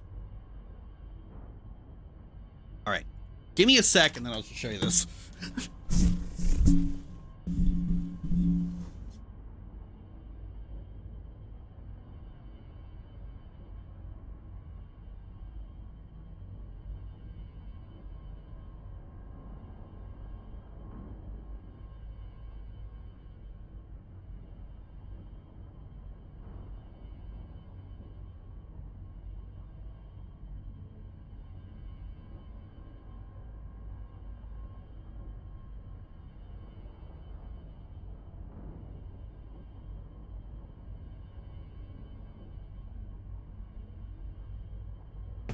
Okay. Let's see. This is about the BG. Oh, yeah, you remember this one, didn't you? So, for the sake of argument, you could add something to BG3 you can't fundamentally change. I said, based on what I currently understand of BG3's mechanics, a super boss. Accessible from a portal in the very first area of the game. Level 12. Battle music. Ball spawn battle. Major changes. The party size is increased to 6. You can take 2 more companions into this battle. You'll need it with you. You'll need it. Character limitations. Jahira and Mince cannot be in the party. Priority target. Missing attacks or having spells saved has reduced damage or effects on Mysterious Figure instead of failing completely. Freedom. The party will be given 5 scrolls of freedom. Unique mechanics. A different age. The Mysterious Figures from a different time. There are no environment mechanics in this fight, simply pure reactivity and position. Furthermore, advantage and disadvantage mechanics are disabled. Armor and shield spells can be cast on characters even if they're armored. Speed factor. Mysterious Figure has 3 turns per round and has two actions in each turn. Additionally, every party member gains an extra action and bonus action. In the presence of your betters, Dark Urge cannot use their ball spawn powers during this fight. Psionic dampening. Mind Flayer powers are disabled during this fight. Mind Flayer party members will have their stats halved. Teaming with Weave. Party members in Mysterious Figure aren't limited by spell slots and can cast their spells freely as long as they were prepared. Gale's Arcane Hunger is disabled during this fight as he is leeching off the Mysterious Figure's immense arcane power. Because you could do this at level 1 if you wanted to. Dimension Door. Mysterious Figure doesn't use regular movement mechanics. They teleport to their desired location every turn. Cannot be caged. Immune to crowd control. Cannot be controlled. Can cast spells without limit. Ball's Taint. Party members are killed outright once their HP reaches 0 and cannot be revived during the fight. So the unique spells here is Barrage. Casts 5 magic missiles at every enemy. Shadow Dance. Teleport behind an enemy and backstabs them twice before returning to the previous position. Greater Malison. Cast on the entire party, reducing saving throws. Spell Strike. Targets a single person and dispels all beneficial magical effects and incurs a 50% spell failure for the next 2 turns. Spike Trap. Throws several explosive spike traps around the room that will detonate if a party member gets too close. They must be avoided, disarmed, or deliberately detonated. Disarming a trap will consume all of that character's actions. The Mysterious Figure will continue throwing traps at regular intervals, leaving the area untraversable if ignored.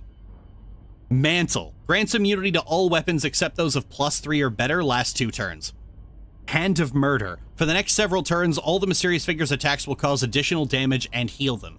Flame Wreath. A party member is encircled in fire. If the party member moves before it expires, it will explode and deal damage to the entire party. Major mechanics. Horrid Wilting. See ya, CD. See ya, Thero. On certain turns at the very start, Mysterious Figure will teleport to the center of the arena and start channeling a spell. On the very next turn, she will deal a large amount of damage to everything around her. The very edges of the arena are safe. Mysterious Figure takes 70% reduced damage while channeling. Comet. On certain turns, independent of their other actions, the Mysterious Figure targets a party member with a fireball that will go off the next turn. It will deal damage split between them and any party members near them. Striking only a single party member is fatal. Chain Contingency. At 70%, 50%, and 25% HP, Mysterious Figure will triggers a Chain Contingency, which will cast Absolute Immunity, Greater Invisibility, and Ravager, making the Mysterious Figure untargetable and setting an angry Ravager on the party. Their invincibility is removed when the Ravager is destroyed. Mysterious Figure will continue casting spells and attacking during this time. Imprisonment. Mysterious Figure will imprison a party member beneath the earth, removing them from the fight. The party member will be returned when a different party member is imprisoned. Freedom will bring the party member back, but those scrolls are in short supply. Before reading, wait, BG3 already has this in Raphael. Oh, okay, just murder me, why don't you? When I say super boss, I mean super boss. There's like a different version of this, where'd it go? There was a different version of this. When did you reblog this, McKay? January 14th. And this was June. Oh, okay. I think I renamed most of these abilities at one point. Here we go. Just like old times. So I actually renamed everything at one point. So, just like old times, no more worthy than you. The magic fizzled. Cannot be caged. Barrage. Shadow Dance is now cut you down to size. Spike Trap is now set and ready to go. Horrid Wilting is now I'll show you a fight. Chain Contingency is now done, had enough of this. I don't play this, but this does sound evil. I told ya. When Like, it is not hard to design an epic level super boss. You just need to be a little more creative and work outside the spellbook.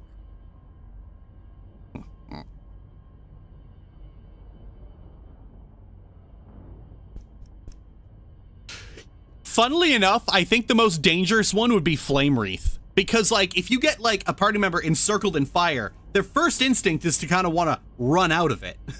But the fact that you need to not do that, you need to stay there where you are and stay put for, like, a prolonged amount of time. Oh, that's gonna eat away at some people. Frameshift drive charging.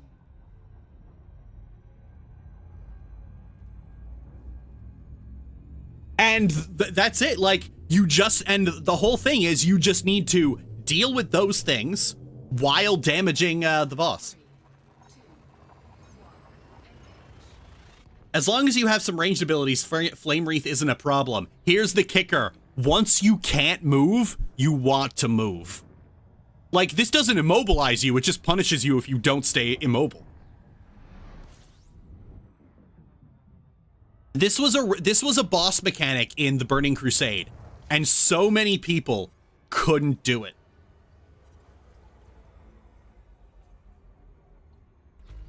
There used to be a chant for it to remember this mechanic, because it would wipe groups because people just couldn't figure it out. So people developed a full-on choir chant, and they would play it over vent through the entire fight. Shade of Iran chant. Here we go.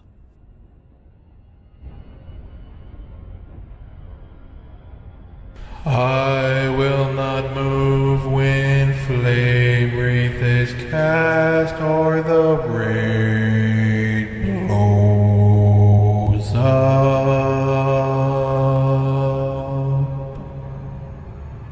I will not move when flame wreath is cast or the rain blows up.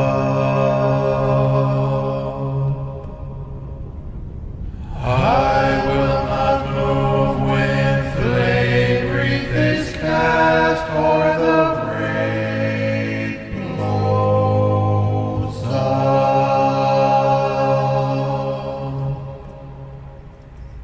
I will not move when flame wreath is cast or the rain blows up.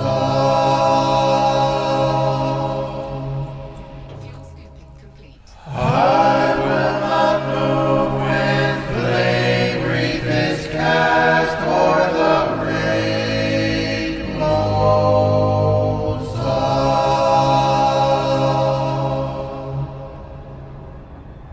I will not move when flame wreath is cast or the rain blows up.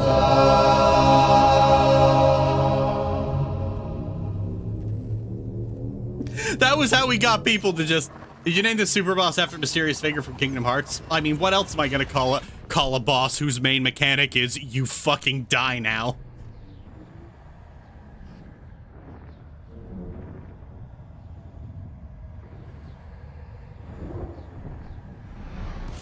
The harmonies, I know!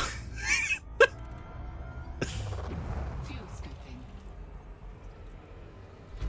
Although I'm pretty sure the identity of Mysterious Figure was obvious from the names of the fucking abilities. Or at least the new names of the abilities.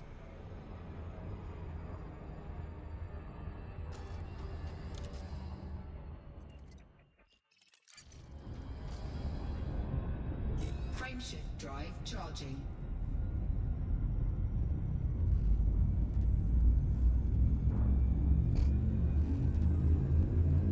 Oh, do you guys... I said that the music for her was Ball Spawn Battle. 3, 2, This is actually what that sounds like.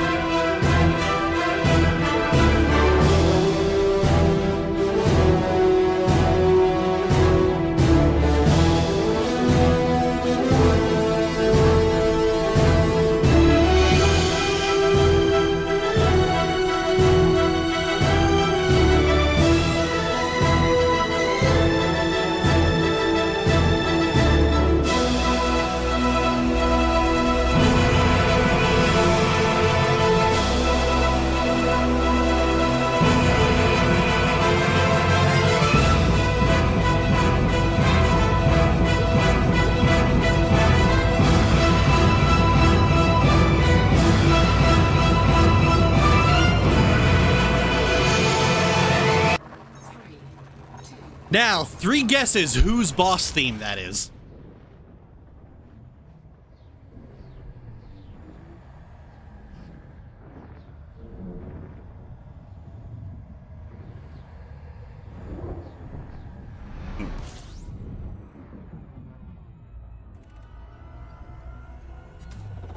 Fuel scooping. The final boss in TOB? Nope.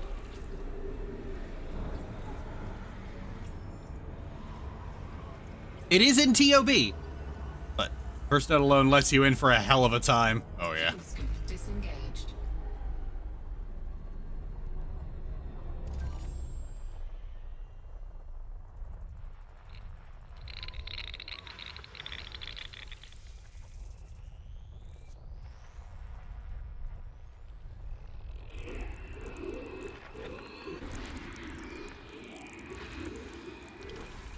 No idea. I'm only in Shadows of Am yet. This fight, this music plays every time you have a boss battle with one of the 5. This is your boss theme.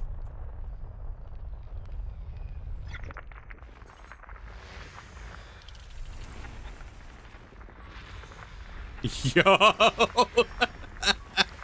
Yep.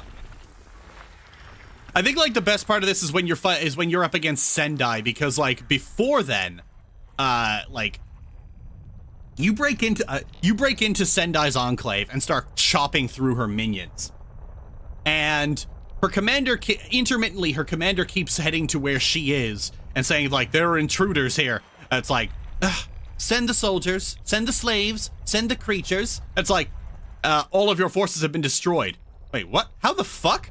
Well, we've just found out that the intruder is a bull spawn. We're under assault from Gorian's ward. And, like, Sendai grabs him and goes, "We're what? Why didn't you fucking tell me that?"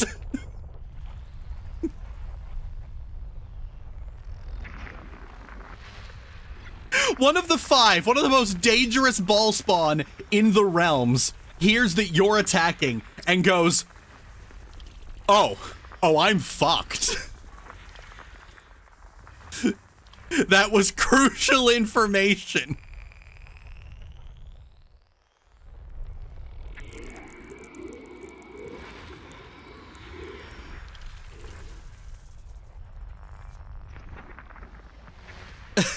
God, this is so fucking good.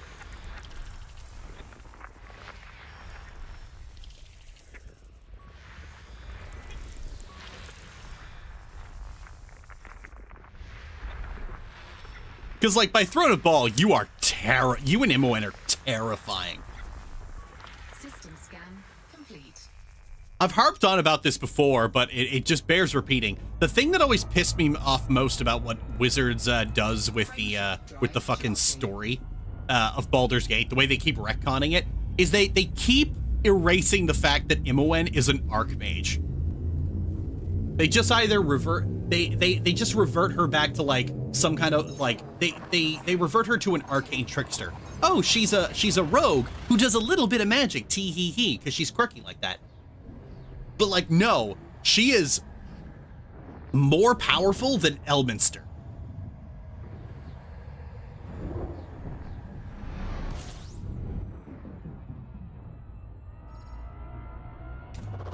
Fuel scooping.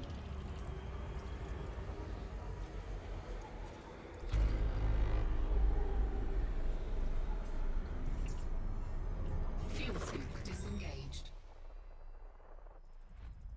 Ooh, I have no contact.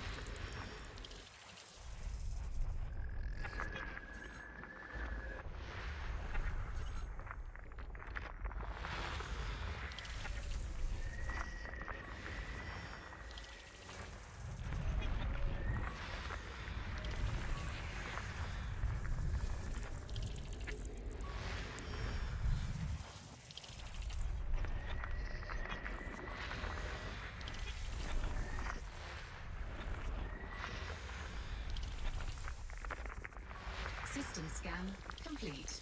Tumblr posts about what Imoen would be like in 5th edition, almost entirely wizard and maybe 1 or 2 rogue levels. Look, okay, so the ideal thing would generally be a level 7 rogue and a level 31 wizard. because that's what her level is at the end of Throne of Ball.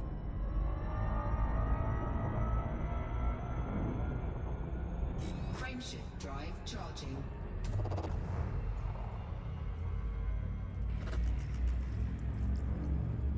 Now I want to include Emmy in my next campaign.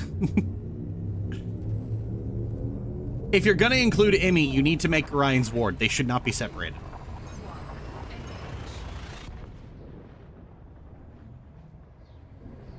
What's the max level you can get to in Throne of Ball? 8 million XP. So for a fighter, that means level 40. Every class has different XP tables. I think the lowest is Druid. I think a Druid stops at like in the late 20s. Fuel scoop disengaged. I did not check that high mental content world as a candidate for terraforming. Stupid.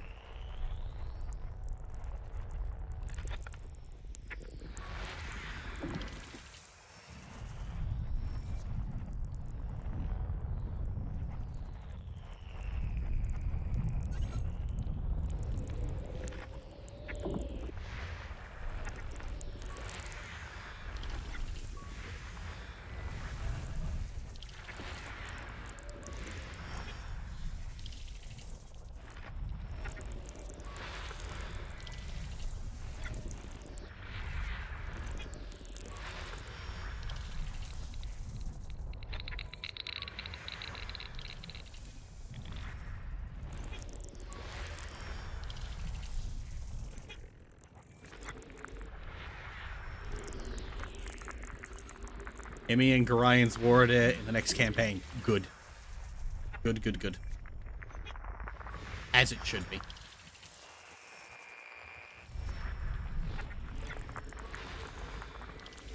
Ranger and Paladin only go up to level 34. Yep.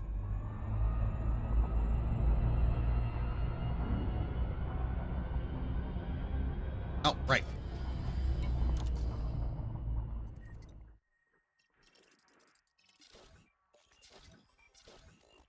Oh, yes.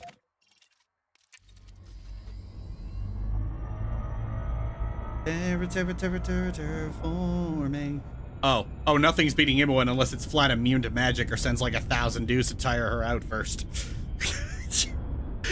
Hey now, that's not gonna work. Emmy's gay.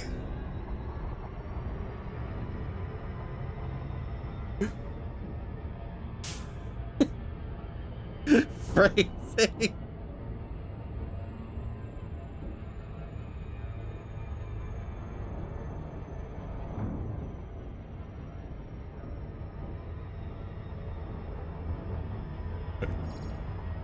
What game are you playing? Elite Dangerous.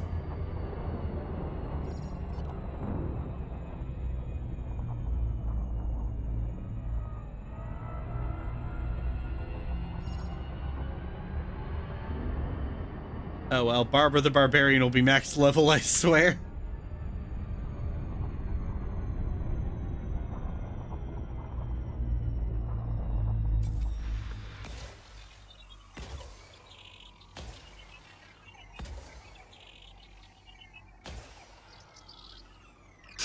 Max level is only 20. Clearly, Emmy should be the exception if she's included anywhere. Like, yeah, these characters are larger than life. Surface scanned by 50. Like, who cares? Like, the max level, that's for players. Surface scan complete.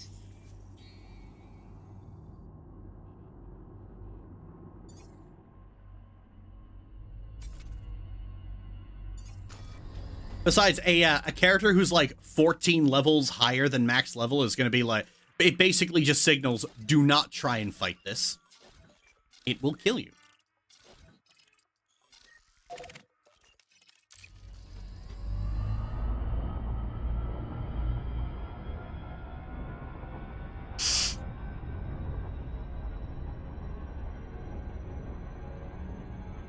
Once again, actual factual demigods. Yep. Where did I... Oh, wait. Actually, I think I have a mock-up character sheet for Ari somewhere. Yeah, it's here in BG Funnies. I think I've shown this before. I don't know if I've shown it to anyone here, though.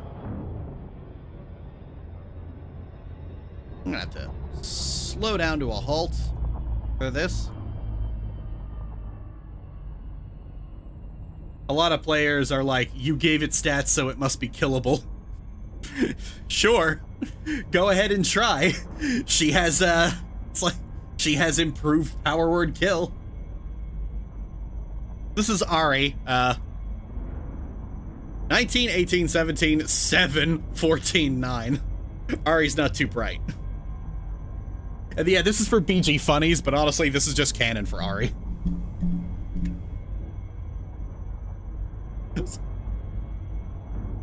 I showed this, and some people are like, what the fuck is this, are these traits? Do you also use the BG Funny stats for actual gameplay too? I would if I could, but elves can't actually have an int lower than 8 in BG2. It's like, brain fog, minus 12 to perception, 10% chance to fail any task that requires literacy. Becomes fatigued if party leader, becomes energized if Imoen is party leader. Immune to persuasion, seduction, and intimidation attempts. Intelligence penalty increases critical threat. I think this is probably my favorite.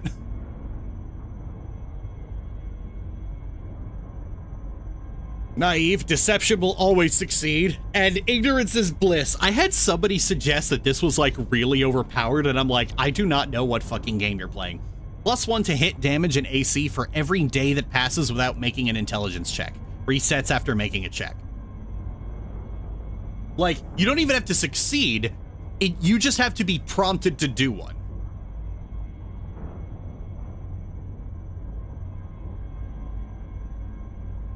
And then when she gets turned into a cat, 15, 23, 25, 394. Zoomies, 5% chance to gain every round or turn to gain improved haste. Kitty can scratch, 50% damage bonus to unarmed or slashing damage. Pack bond, cannot be in the party without Imoen. Bestial intelligence, considered an animal for the purpose of interactions. Aloof, incapable of any action that requires concentration. And, this one's my favorite, unstoppable force. When any dynamic object is in range, Ari will automatically shove it regardless of the consequences.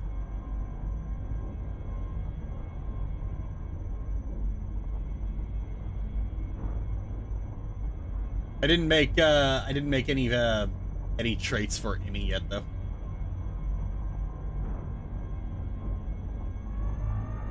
Actual cat. Yeah, like that was the joke when we decided, hey, what if we did like, what if briefly Ari got turned into a cat girl, but she's just like an actual cat?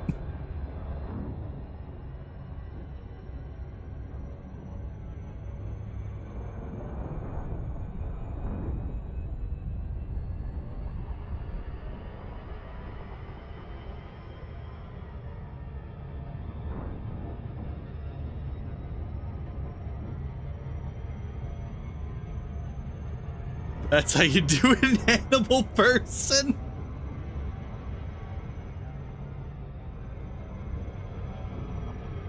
Yeah, you know what? The next time, like, for any DMs here, the next time somebody wants to make, like, a wolf, fursona as a character, you have to enforce a trait on them that reduces their stats that reduces all their abilities by 5 for like the rest of the day if any party member tells them bad dog.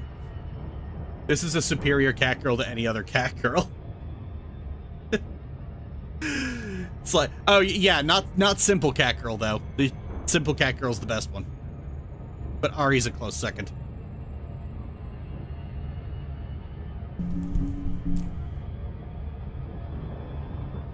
Like, we have comics of Ari as a cat, and it's like, some of them she is like literally driving Imoen absolutely insane. But at the same time, when the spell finally wears off, Imoen's like, no, you were so cute. I gotta figure out how to cast this again. Like, Imi, she was nothing but a burden on the party.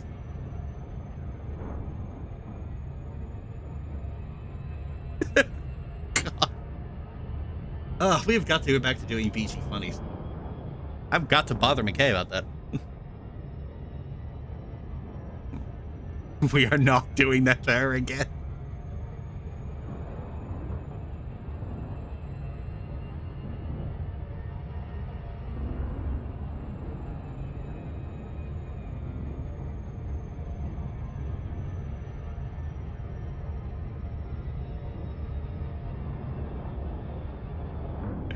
I love that panel. It's so fun.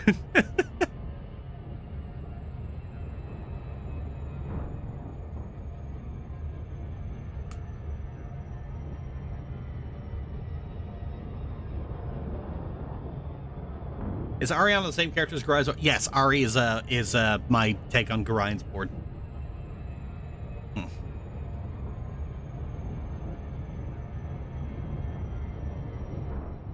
I posted a mock-up of an epilogue for her, and it got people crying.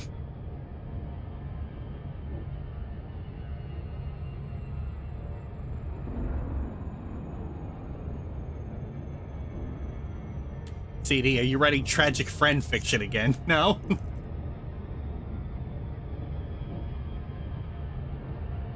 Well, second is the one where she bothers Emmy to let her in, and when she does, Ari just walks away. Literally, why?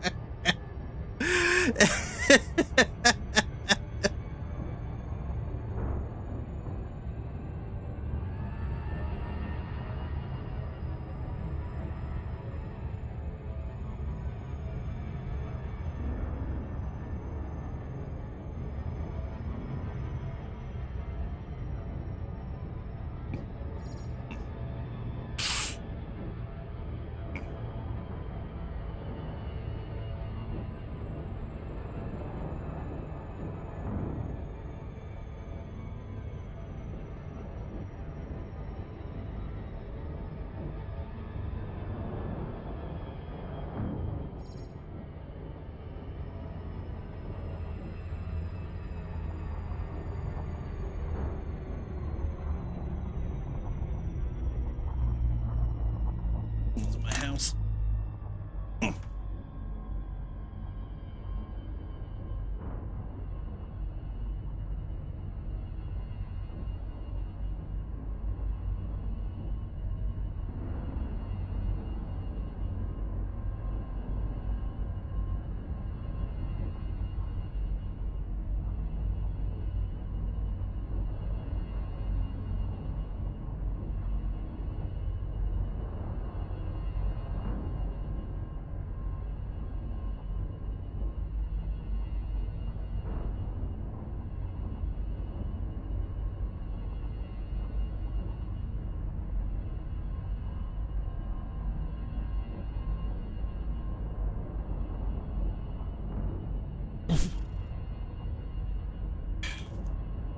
Literally, the worst part about being back on Spiro is having to pee every 12 seconds. Oh, fuck. Why did I speed up?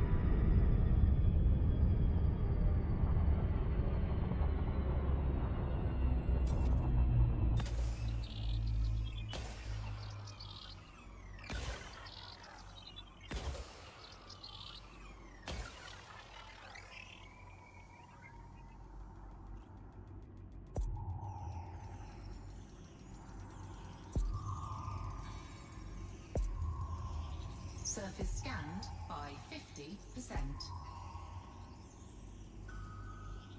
Surface scan complete.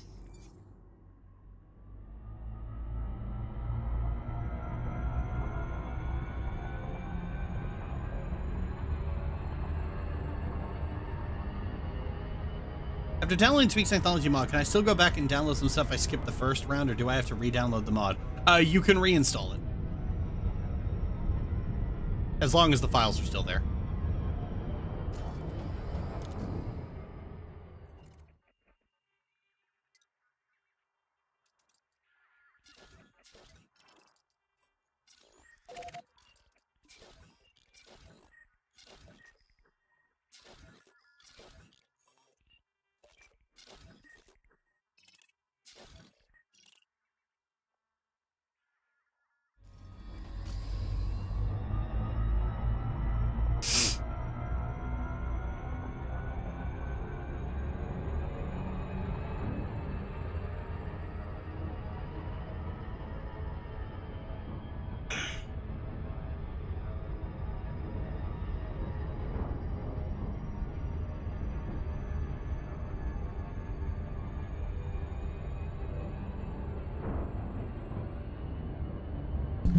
Okay.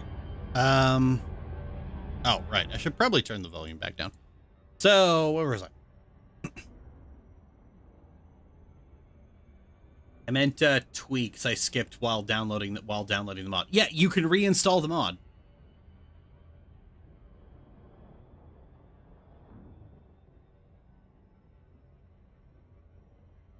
It'll go through everything again, but with the things you don't want to change, you just hit no change. Which usually wouldn't have been too bad to have a random message come through in a chat, but considering my sister wants a book called Are You Mad at Me, that might have been a tad off-putting to put in a chat out of nowhere.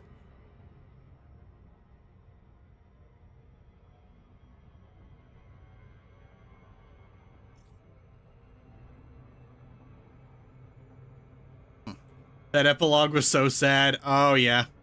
I'm ripping your fucking heart out.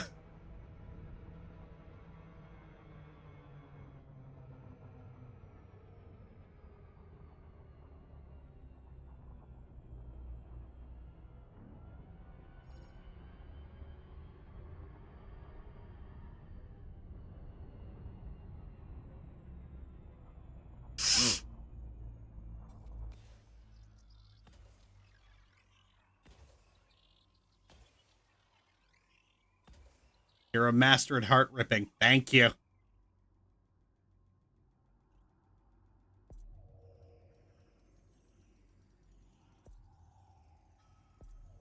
Surface scanned by 50%.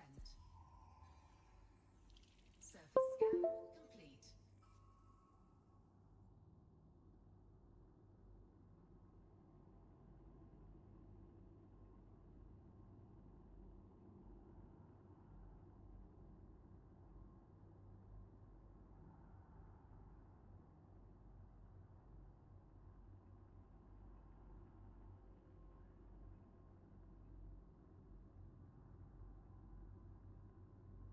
Come on.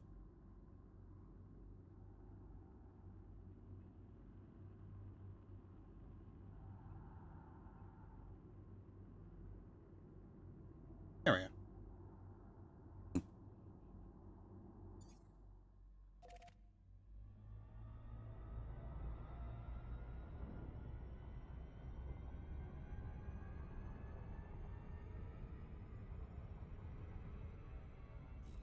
Greetings. Hello, Lightsaber. I've always wondered this. Why haven't you talked about Undertale a lot, given how related its fandom and Steven Universe is? Is it just disinterest or something else? I just don't want to.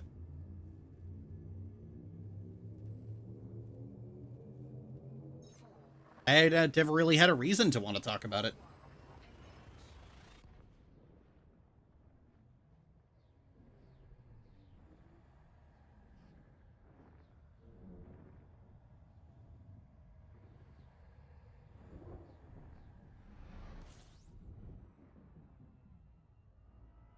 Okay to not want to do things. Yeah, like, I really don't get this idea that if something is topical, I have to talk about it. It's kind of like when everybody was fucking nagging me about Has Been Hotel. It's like, I said I'd get around to it when I get around to it. And I don't know why that's not enough for people. Like, I haven't gotten around to it yet. That's it. You have no reason to keep bugging me about it. But they just do anyway. Because it's not the answer they wanted.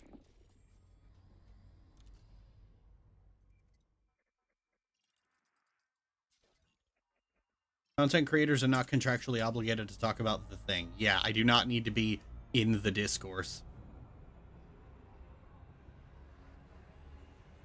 I talk about what I want to talk about. So the problem, of course, is that social media is overwhelmingly topic-driven, not creator-driven. So if you're not talking about the thing, then you're not relevant. I remember I had somebody just doing a lot of weird psychoanalysis in my inbox, like, haven't you ever wondered why you're so off base with everyone? And the notion of being off base is always, like, is an interesting one, because it kind of just speaks to how much, like, how much Zoomers tend to just... They tend to treat thinking in step with the group as a virtue in and of itself.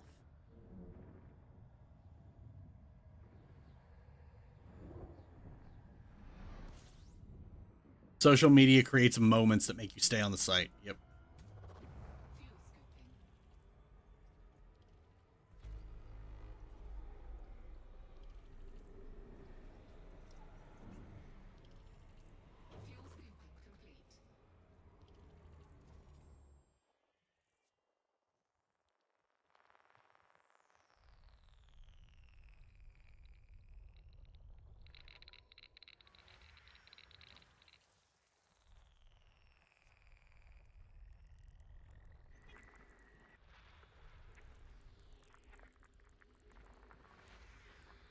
Interesting thoughts on Undertale's sequel game, talking about the art object by itself. And I don't want to.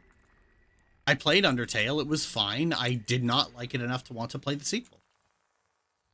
I don't have anything to say about Undertale. Like when I tell you I have nothing to say about something, I don't know why you'd suspect I'd have something to say about it anyway.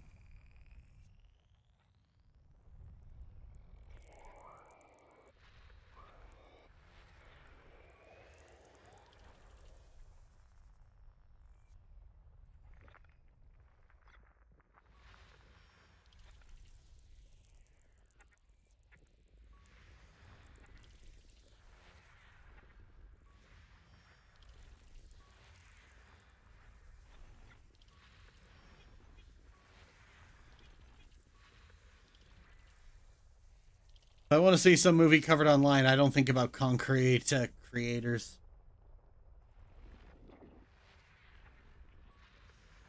Yeah, like in a lot of cases, like regular create like social media has and YouTube has gone more towards topic driven and short term relevance. Like you're more like people are more likely to watch a 2-hour video from someone they've never heard of before than to check their subscription tab.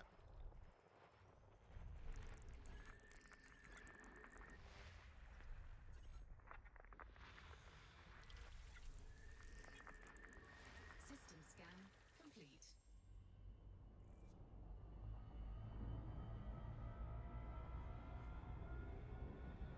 Frameshift drive. But it's always like the same song and dance with these people, you know. It's like, oh, please talk about this. We'd love to hear your take. It's not really my thing. Oh, please do it anyway. Please, please, please, please, please, please, please, please, please. Fine, here's my take. We didn't like your take. You shouldn't have reviewed it if it wasn't your thing. Same time, same thing, every single fucking time. And it never changes.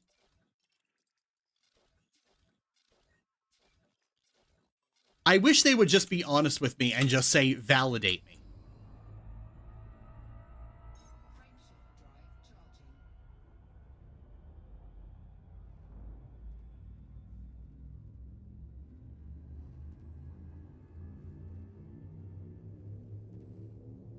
Four, three,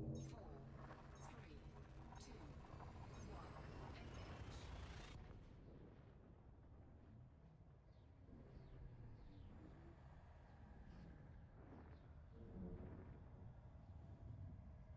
I really love Kayla as an antagonist. Oh, neat.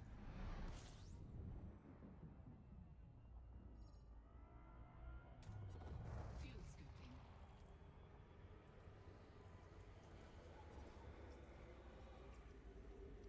Yeah, some people want to be validated in their media diet. Yep.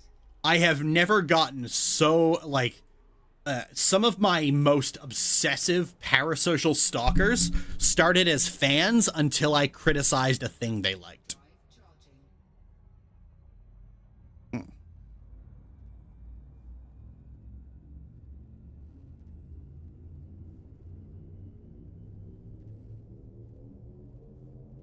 Four, three, two, one. Engage.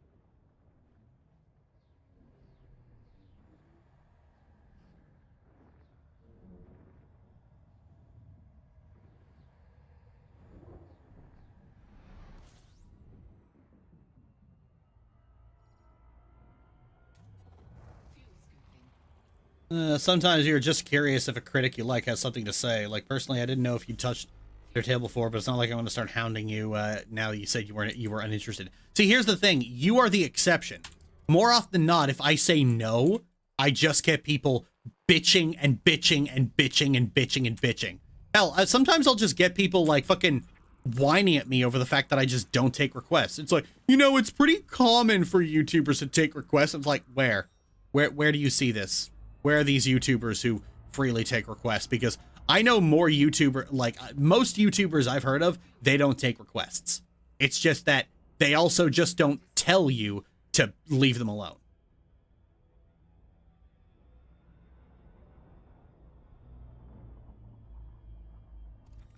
Next one things I like. Okay, here's the thing, guys. You guys aren't the ones who hear no and whine about it. That's the kicker. We aren't talking about you.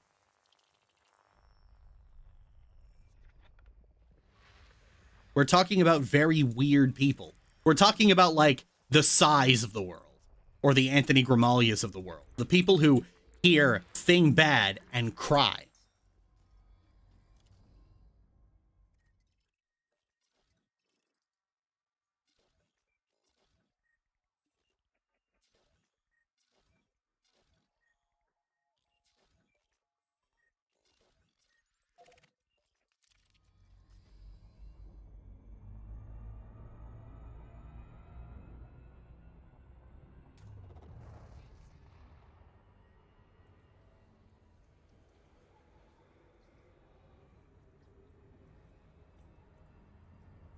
Fuel scoop disengaged. Ideally, you'd be interested in whatever your favorite creators are saying because they're your favorite creators, positive or negative. You would think, but I've had a lot of viewers who basically confess that they just always skip the videos that I always thought are my best because they're not interested in the topic. So, like, even the people who like my stuff a lot, they're still topic driven. They're still topic brain. Like, hey, here's a game that's really fucking good. Oh, I'll skip that. Why? Y'all bother me about fucking about every single fucking game you've ever played.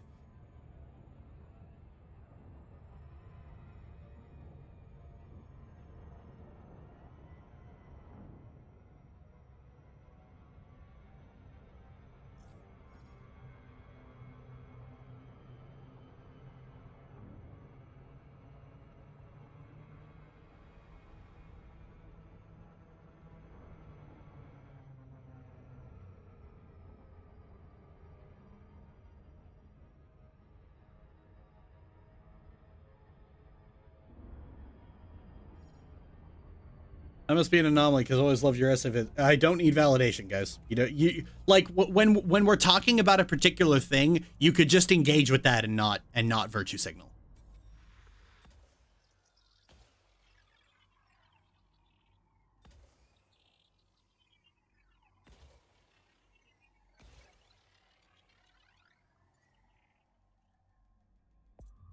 Missing the Namiverse would have been a shame.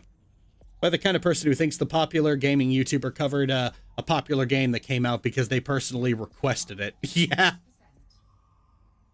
You mentioned Game X that I have no acquired second opinion. Now I'm supposed to interrogate you about your beef with it. It must be infuriating on your end. Oh, yeah, it's fucking asinine. Like, hell, if I just say it's like, I'm like, sometimes I'll just go, you know, I'm not in, you know, have you played this thing? And it's like, no, I'm not interested in that. It goes, why? What's wrong with it? I just said I haven't played it. What makes you think I have an answer for that? It's funny, if I say I'm not interested in playing something, people will just go, what's wrong with it? As if me confessing I haven't played it means I must know consciously that there's something wrong with it. Meanwhile, if I do play something and then talk about what is wrong with it, they'll go, so you clearly haven't played it.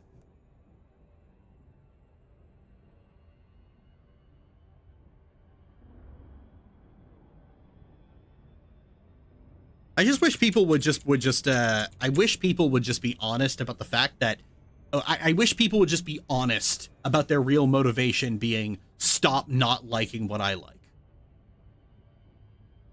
But God, everyone's just so fucking fake.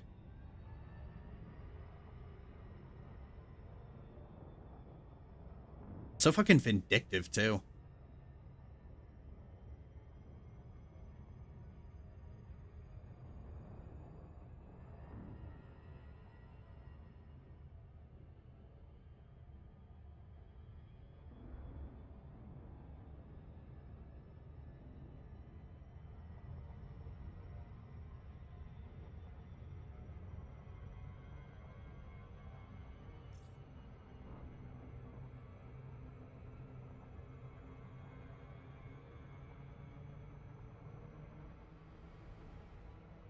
We physically don't even have time to experience every piece of media out there. Yep.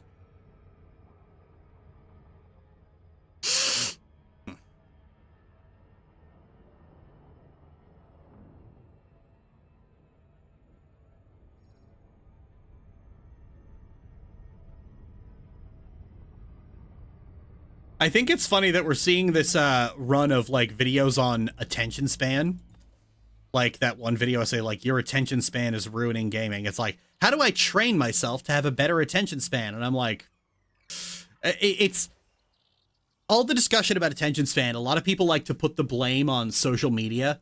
Oh, it's just giving us this constant feedback loop of stimulation by just endlessly doom scrolling, so we can't pay attention to anything that asks more of us. And I'm like, now that's a you thing. Like, don't blame social media. That's all you. Surface scan complete. That is entirely you.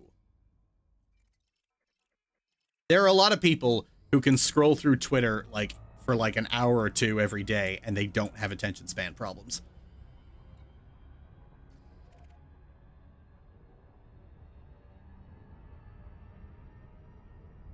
Frame shift drive charging.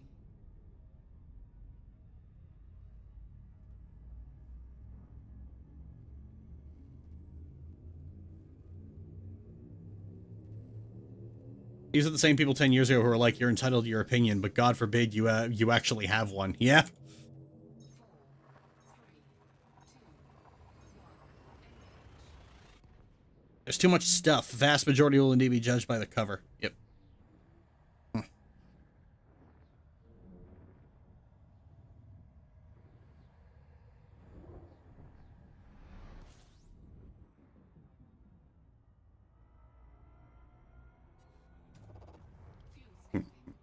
Even normal anime fans who just can't comprehend that not everyone will like anime, even the good stuff. Even the good stuff is still an acquired taste. I wouldn't say that. I would say that, like, if you think the good stuff is an acquired taste, I think you just like shit.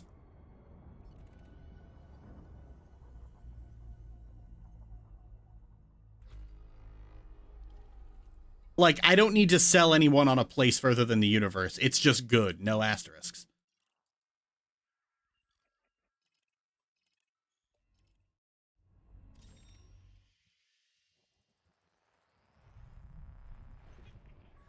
System scan complete. Social media definitely no, it doesn't. It doesn't. Like, I'm saying this right now. Everything you blame on social media is not the fault of social media. Like, let me put it this way. I saw this other video, somebody talking about they were watching like this old man watch basically like an hour-long bushwhacking video. And it goes, I could never do that. I would just be scrolling my phone. And I'm like, that's not an attention span issue, you dipshit. That just doesn't interest you. Of course you're going to get bored with something you're not interested in. That's how everyone works. The real question is, are you second screening things you actually like? Are you second screening your spouse? Like, if your spouse is talking to you or showing you something, are you just like scrolling your phone anyway? Because like, I'm going to be honest, because if that really is the case, even that's not an attention span issue. You're just a dick.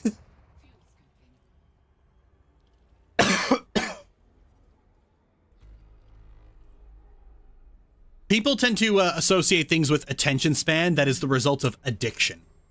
Fuel scoop disengaged. And it's not that social media reprogrammed their brain. It didn't. They're just addicted to it.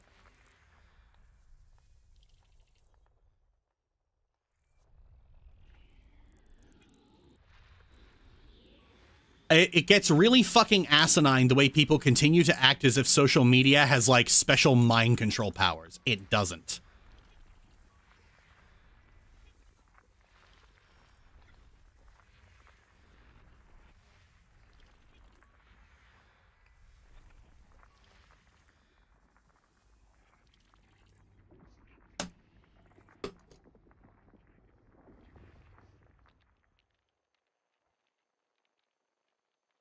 Place to be are the same people who make physical spaces suck to be. The same people making fandom insufferable make cons miserable and uncomfortable. Yeah, like asshole. Like social media is social media does not like put out fucking hypnotic waves to control you. Social media is terrible because the people who use social media are assholes. The users are the problem on every social media site, and this has always been the case. And any argument to the contrary is just dishonest. It's kind of like when people ask, it's like, why is Blue Sky just turning into the new Twitter? Because all the people who made Twitter shit are now on Blue Sky. That's just how it works. Twitter didn't have some magical property. Twitter was populated by dicks. And the reason Twitter was populated by dicks is because Tumblr booted all those dicks out. When Tumblr banned porn, all the assholes moved to Twitter.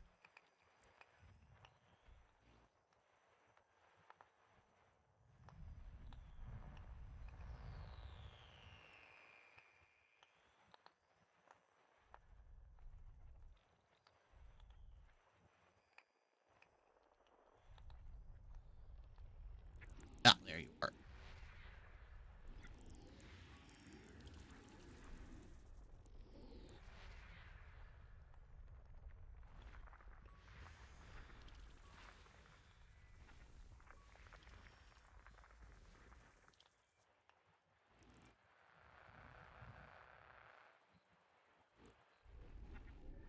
System scan complete. The site reflects its users. Yep.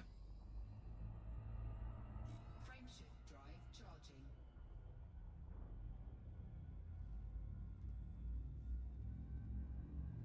In order to make a social media that isn't a hellhole, you need to actively keep the problem users from joining, which means you do things like you ban harassment, you ban drama, you put in you do what Pillow Fort does and put in a paywall. You make it against, like, you increase the harassment policy to mean constantly needling and bothering someone is against the fucking rules. If someone tells you to fuck off, you fuck off.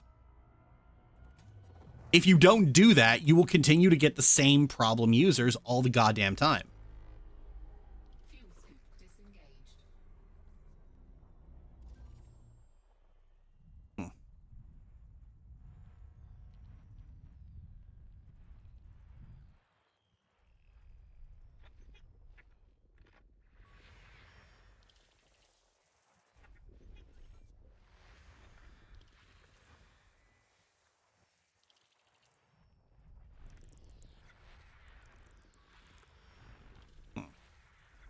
Early on Twitter, they just bought a new stereo system. Yep. And the kicker is, the users are the ones who make social media hell. And most people who think otherwise are the users who make social media hell. It's kind of like how, like, high school is hell, and most people who think otherwise were the reason it was hell.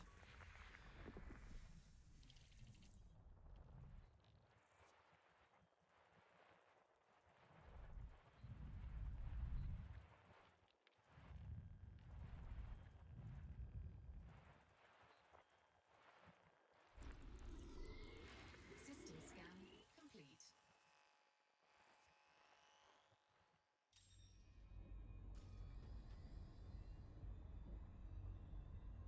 I think people who aren't assholes and necessarily assholes individually can get seriously horrible when they clot up into groups, which social media is really good at facilitating. Tony, you are wrong. You are completely and utterly wrong.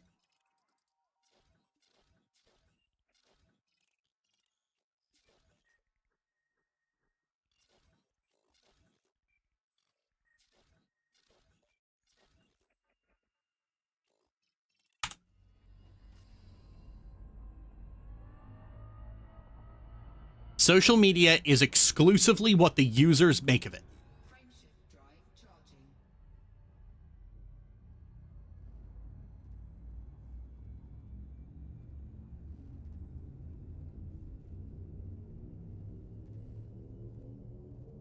Like, you're really just engaging in the whole greater internet fuckwad theory. The idea that, like, you can take a normal person, give them anonymity and an audience, and they become a total asshole. And that's not true. They were already an asshole, and that's why they behave like this.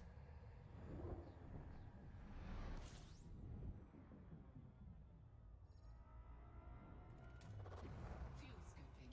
System scan complete.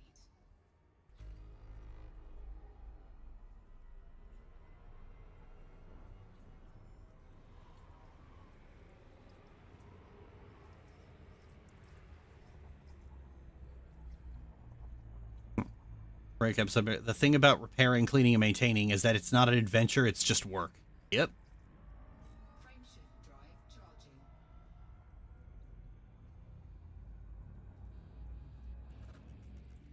Like, there really isn't a solution for social media toxicity that isn't just ban toxic people.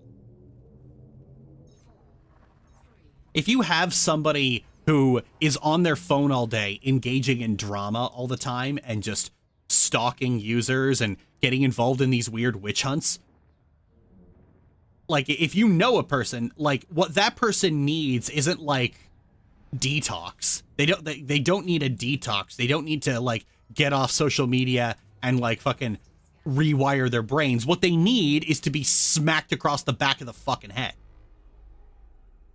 Because, like, that's how these guys were dealt with before social media. They got the shit beaten out of them. And that's the only thing is that the internet has made it very difficult to do that, where you can just get obsessed over and stalked by somebody on the other side of the fucking planet.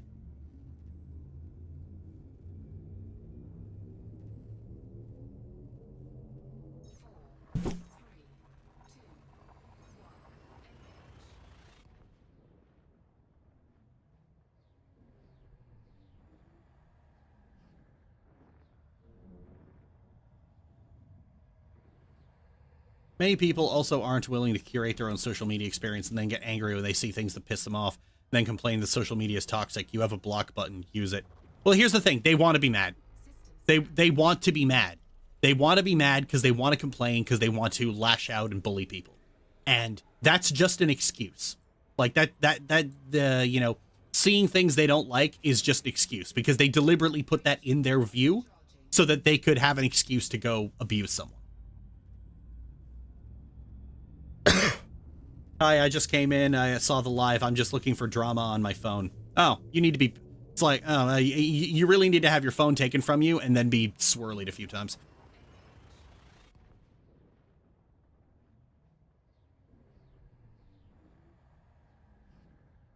Anyway, we don't like drama ghouls here. Go back to TikTok with the rest of the morons.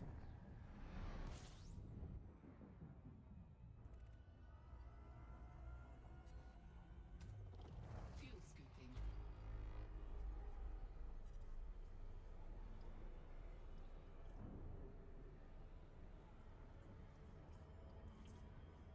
Fuel scoop disengaged.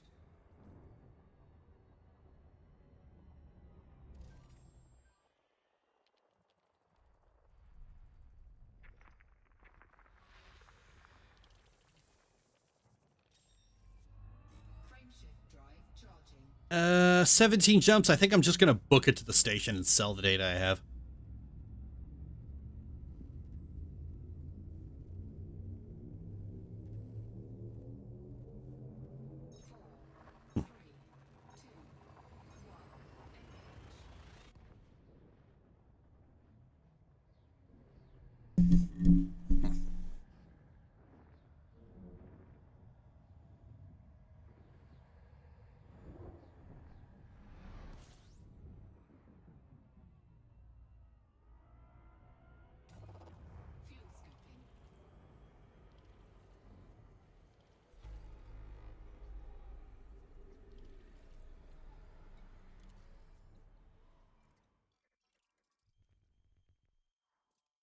scoop disengaged. Frameshift drive charging.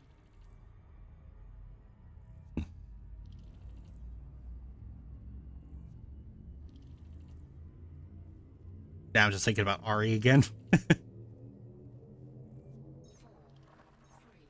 3, Poor girl. She just wants to not have to worry about anything. What are we looking for in the game? Well, I was doing exploration to basically gather exploration data, and now I'm hoofing it to a station to sell it.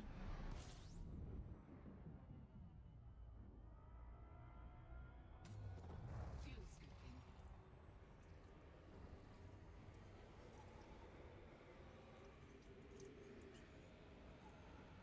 Fuel scooping complete. Not to worry about anything ever again. She's just like me for real. Frameshift drive charging.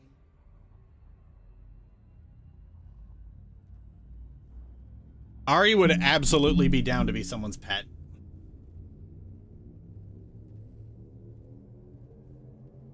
Walks in, rests her chin on Amy's head. Ari, did you get turned into a cat again? Nah, just sleepy. Sorry for sparking that whole drama-filled conversation. No, it's fine. We had a productive conversation. See, like, the only problem with these kind of topics of discussions is that you get people who have a particular belief about something like social media, and it's an incorrect belief, and they won't let it go. Like, I could basically tell them over and over again, social media does not affect you the way you think it does. That's just, that's your personality. And they'll go, well, I think for some people that is the case. No, it's not. You're blaming your personality defects on something else. Well, I think there's some cases where, no, there are none. Any ideas of what I should name my Gorian's ward? I don't know. Just got the mental image of Sarvok giving his big monologue while Ari's chasing a mouse. Nah, it's like, Ari's not like the chasing mice kind of person. Having a discussion is not a problem. Ignoring the conversation to have a fit is. Yeah.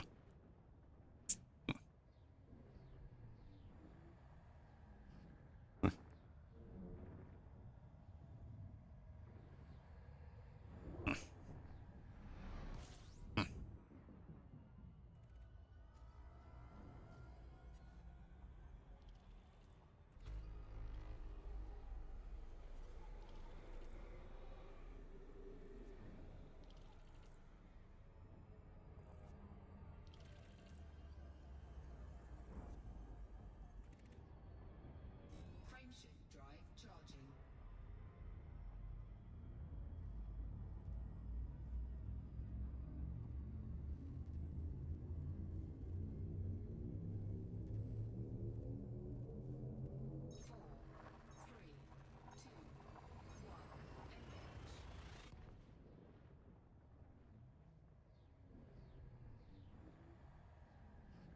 Yeah, Ari is a character who would be who would absolutely be happy being someone's pet. Most likely Imoen's. Fuel scooping.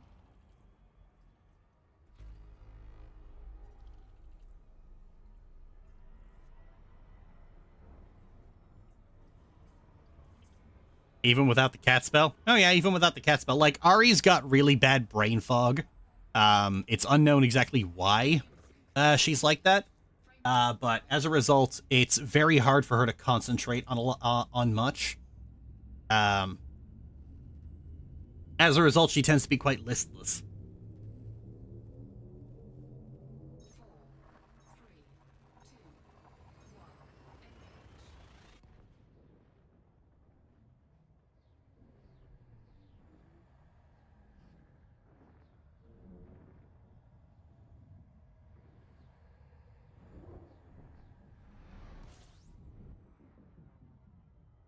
4, 3, 2, 1. System scan complete. Fuel scooping.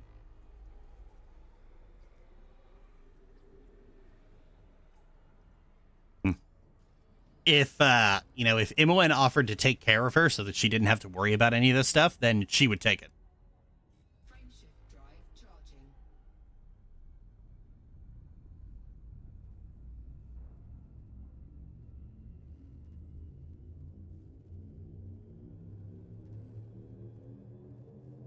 That answers the question I was about to ask. What were you about to ask?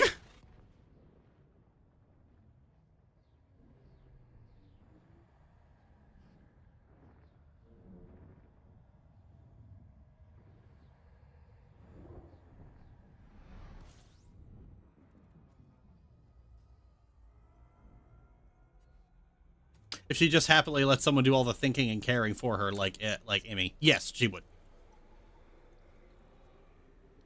If she had the option, she would absolutely take it. Frameshift drive charging. Get her a silk pillow and a comfy bed, sitting in a patch of sun, and she's golden. Fuel scooping.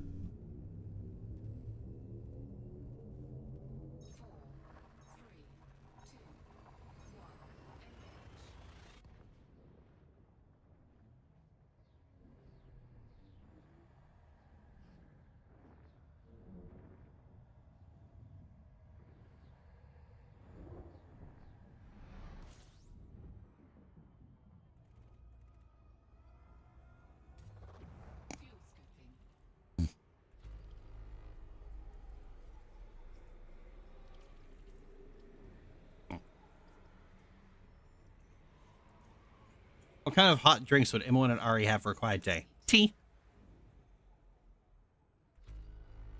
Frameshift drive charging.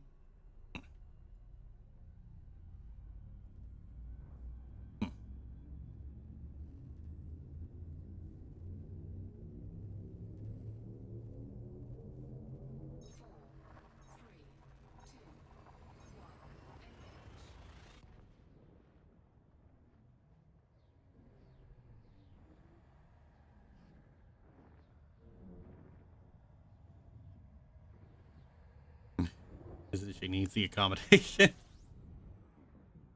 I'm not sure this is the same kind of accommodation someone like this would have in real life, but Fuel scooping. I suppose if someone like this in real life had someone like Emmy in their life. Fuel scooping complete.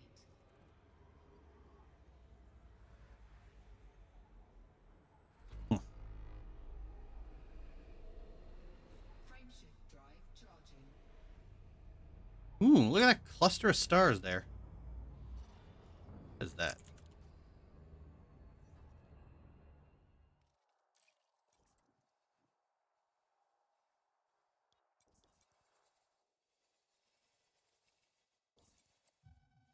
Oh, there it is.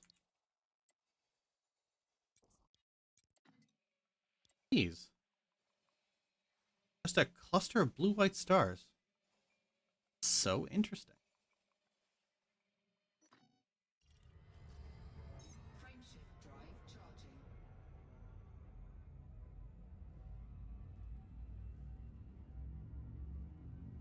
Girl can dream. It's been a kind of character type I've been somewhat fascinated by in recent years.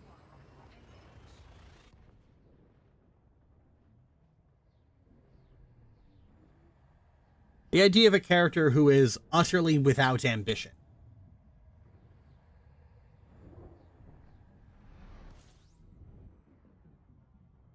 A kind of character who would surrender their autonomy in order to be cared for.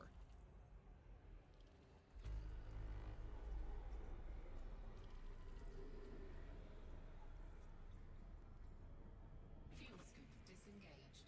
Frameshift drive charging. Kind of right Anave like this as well. Only rather than a disability, it's only rather than a disability, it's just more of being bitter and jaded with life in general. Like two different versions. One which is kind of sad, and the other which is just, oh, that's just how she be.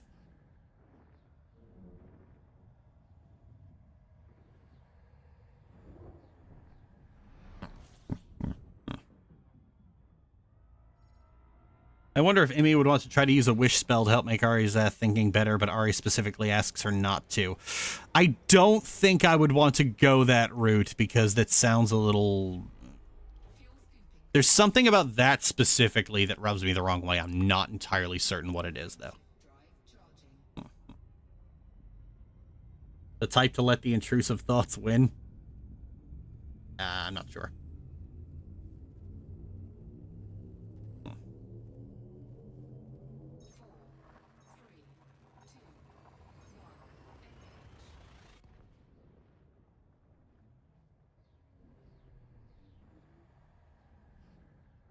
The thing about Ari is that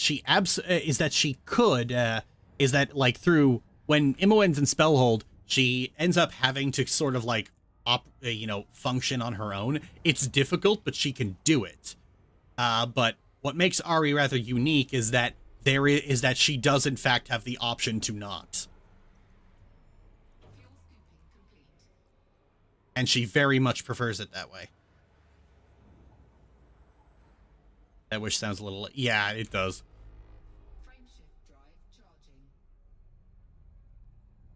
See, the thing about a wish spell is that I think, like, Immy would probably consider doing that, but Immy's wisdom, in-game, Immy's wisdom score is too low to use a wish spell. So, she would absolutely be afraid of fucking it up. Ari's too important to take that kind of risk on.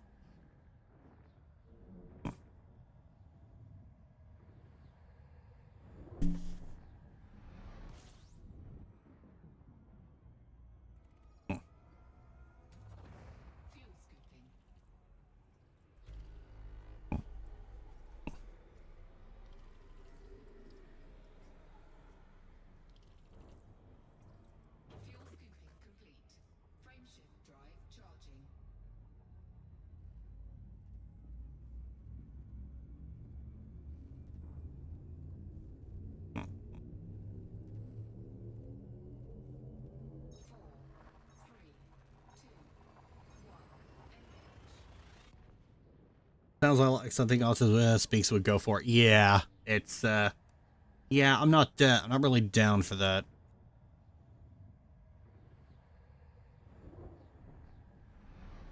You know what it is? It basically Ari specifically Ari asking her not to do it is basically like what it is it turns a disabled character into a character choosing to be disabled. And that's just no.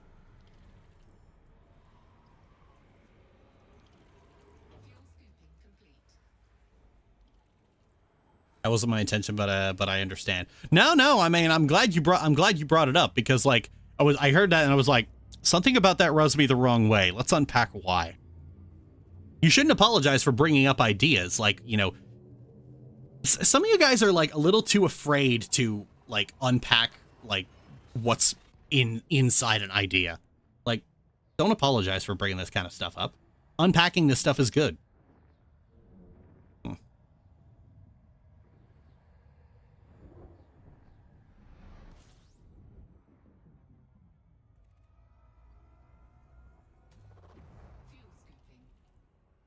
Thanks for that breakdown.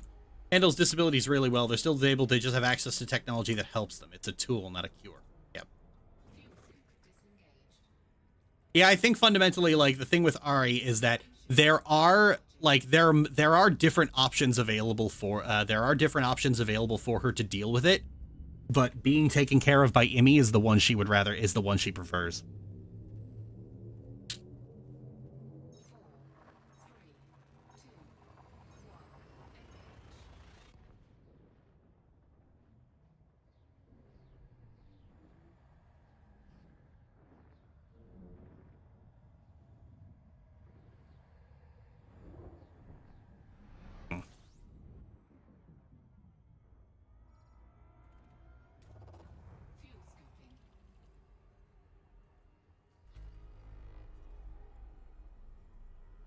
There are many solutions. She just found hers and she's comfortable with it. Yep. Besides, who the fuck wouldn't want to have no worries in life? I think fundamentally late stage capitalism has just made that kind of dream for anyone.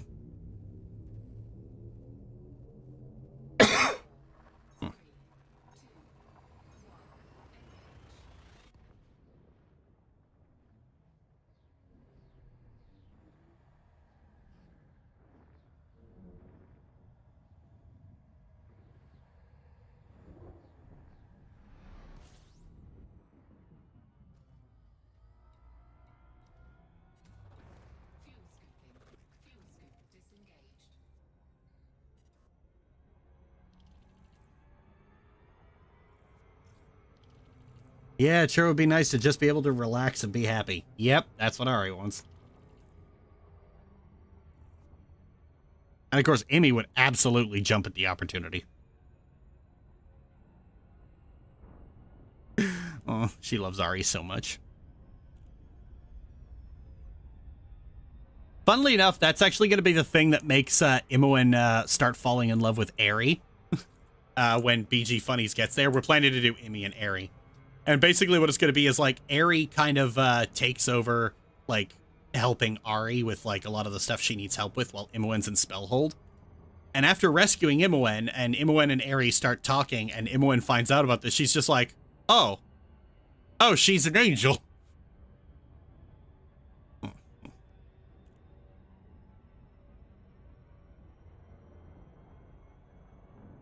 Ugh, I love Imoen and Ari as a pairing. They're just so fucking cute.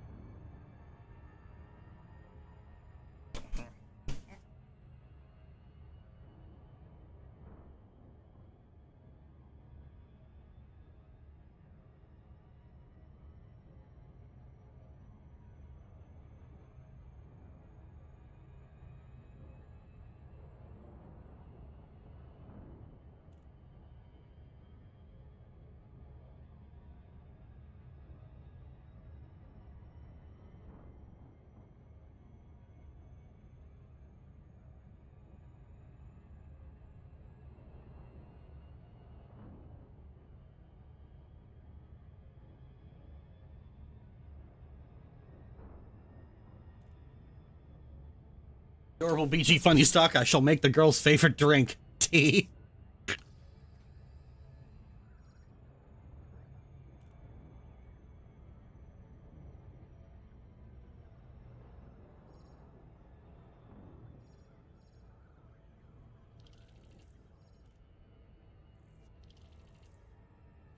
Ooh, pretty.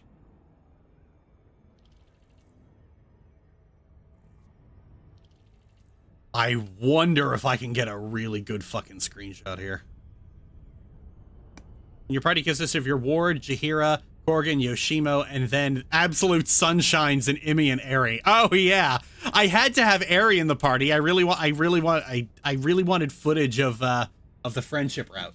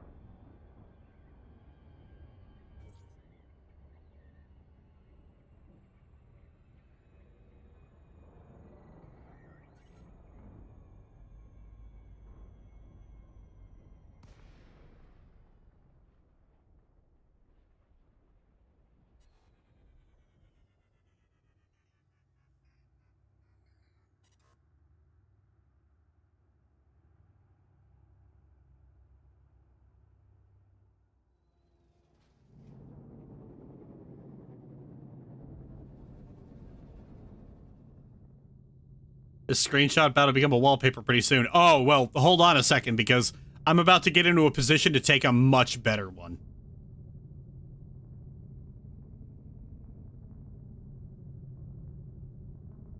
I just gotta get down into the ring where all the dust is.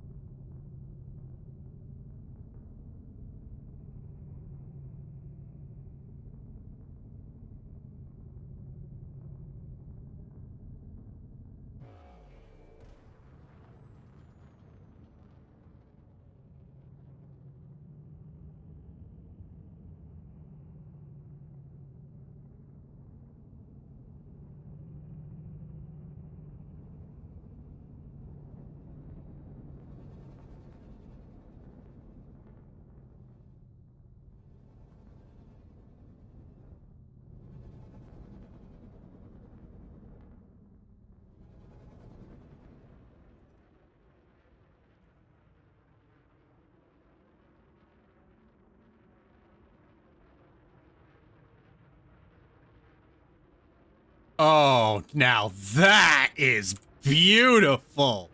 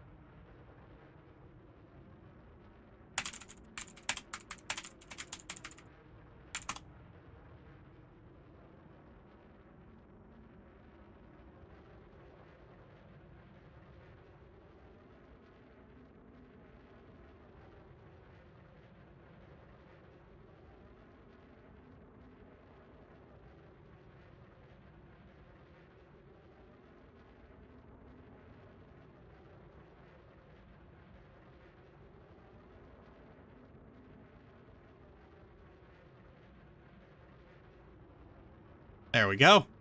Got a high-res screenshot. Oh, fuck.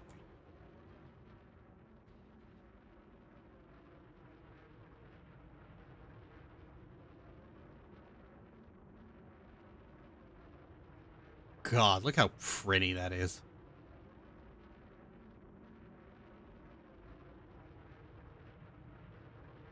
Swing all the way around. Oh.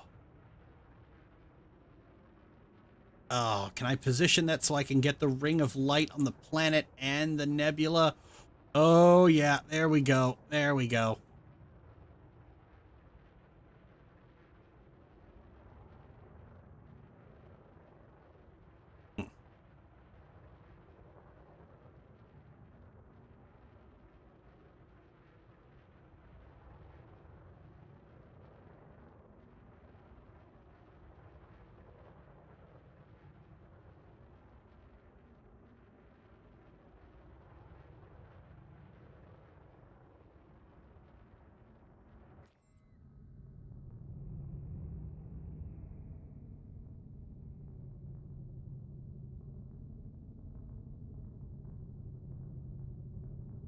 So beautiful.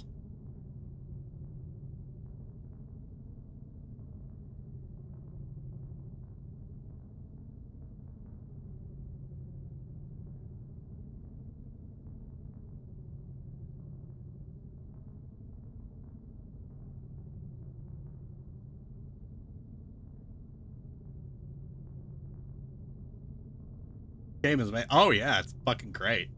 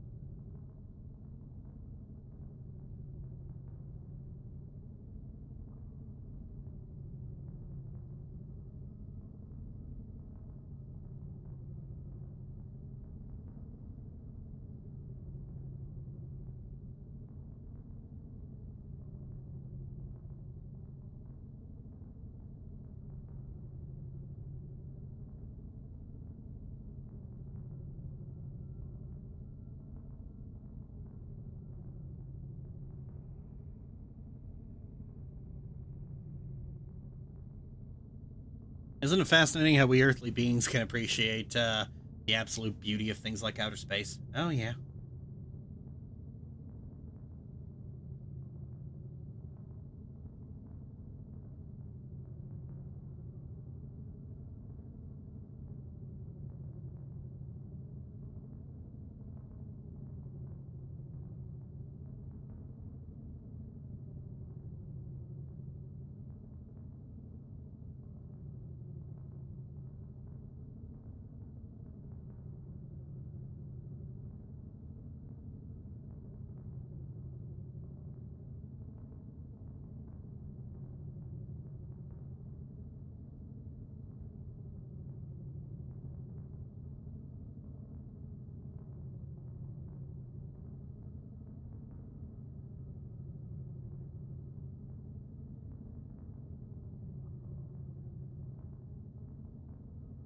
Even for such a magical place, when you stop and take in the moment.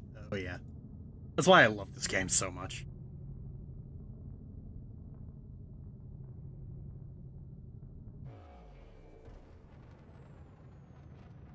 It's also why it's just the perfect stream game. You could just talk, like, it doesn't require as much immediate, as much of your attention in the immediate moment that you could just talk about whatever the hell you want. It's like being on a drive.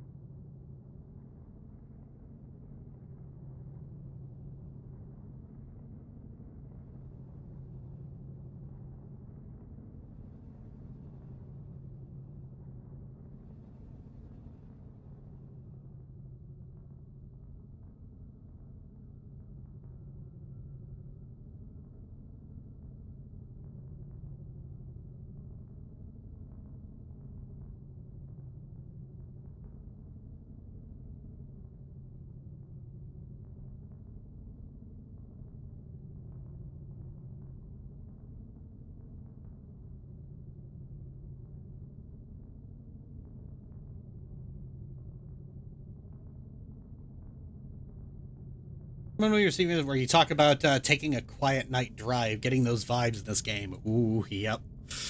Ah, so good.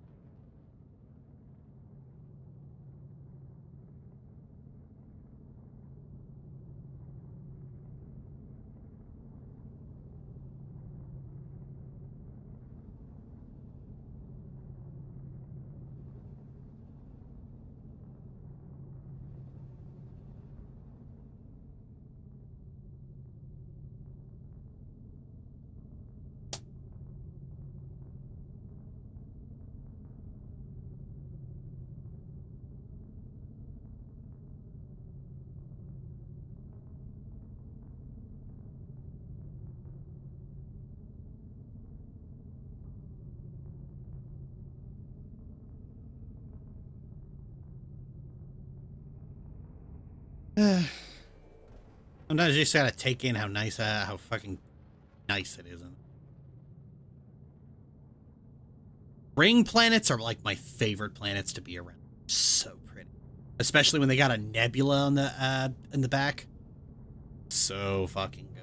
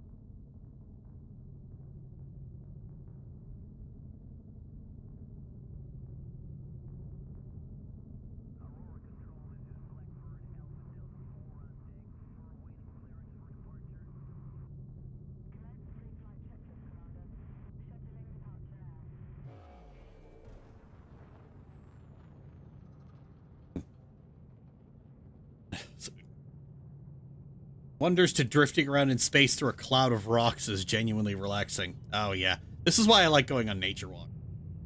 I wonder if outer space could be considered nature.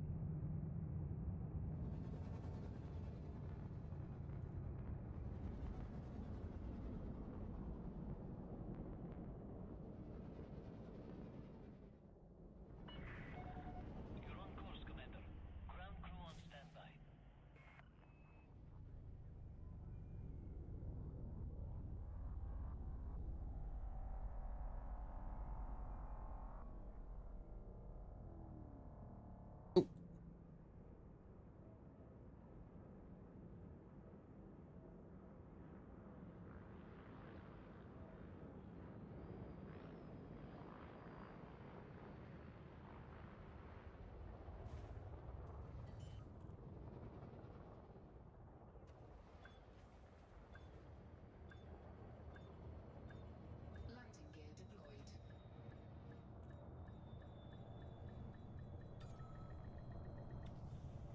There we are. Another happy landing.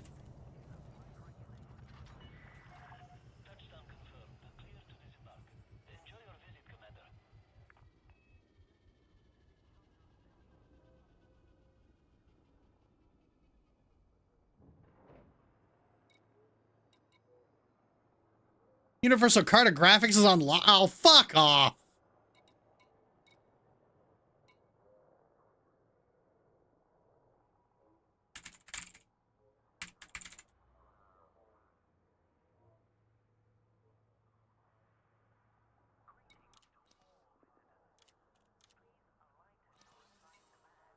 Won't take the data you collected, not until the lockdown lifts.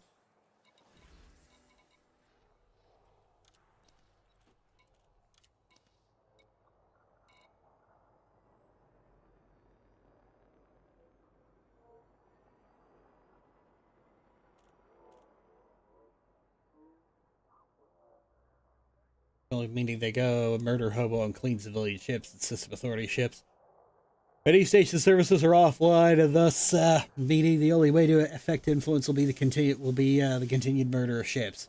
Clean ships will reduce the influence of the faction ship the ship was flying for, and the murder of.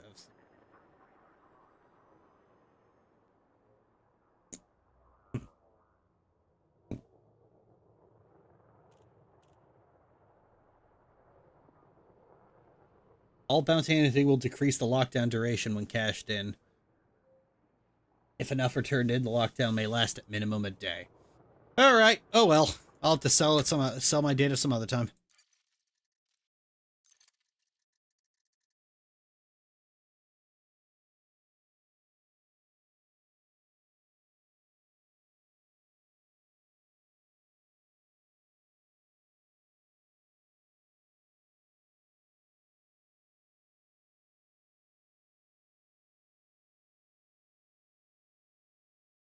Dip, because me and Jen planned to call tonight. I'll back if you're still alive by then. See ya. See ya, Starlight.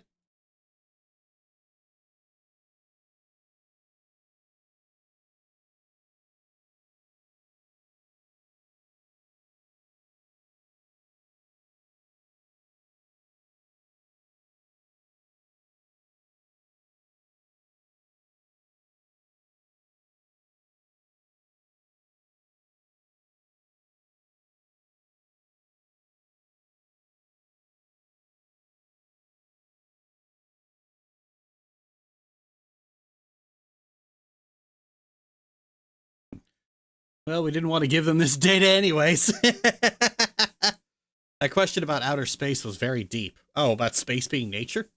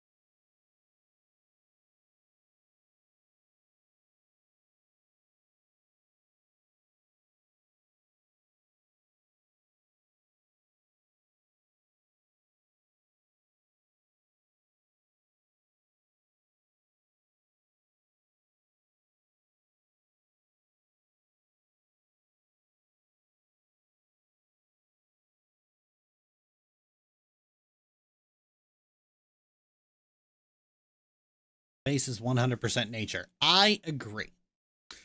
Anyway, I think we're gonna call it early this time. I'm gonna try and get some more of the Tutu scripts, Tutu video edited, and work on Into the Void. I'll see you all next week.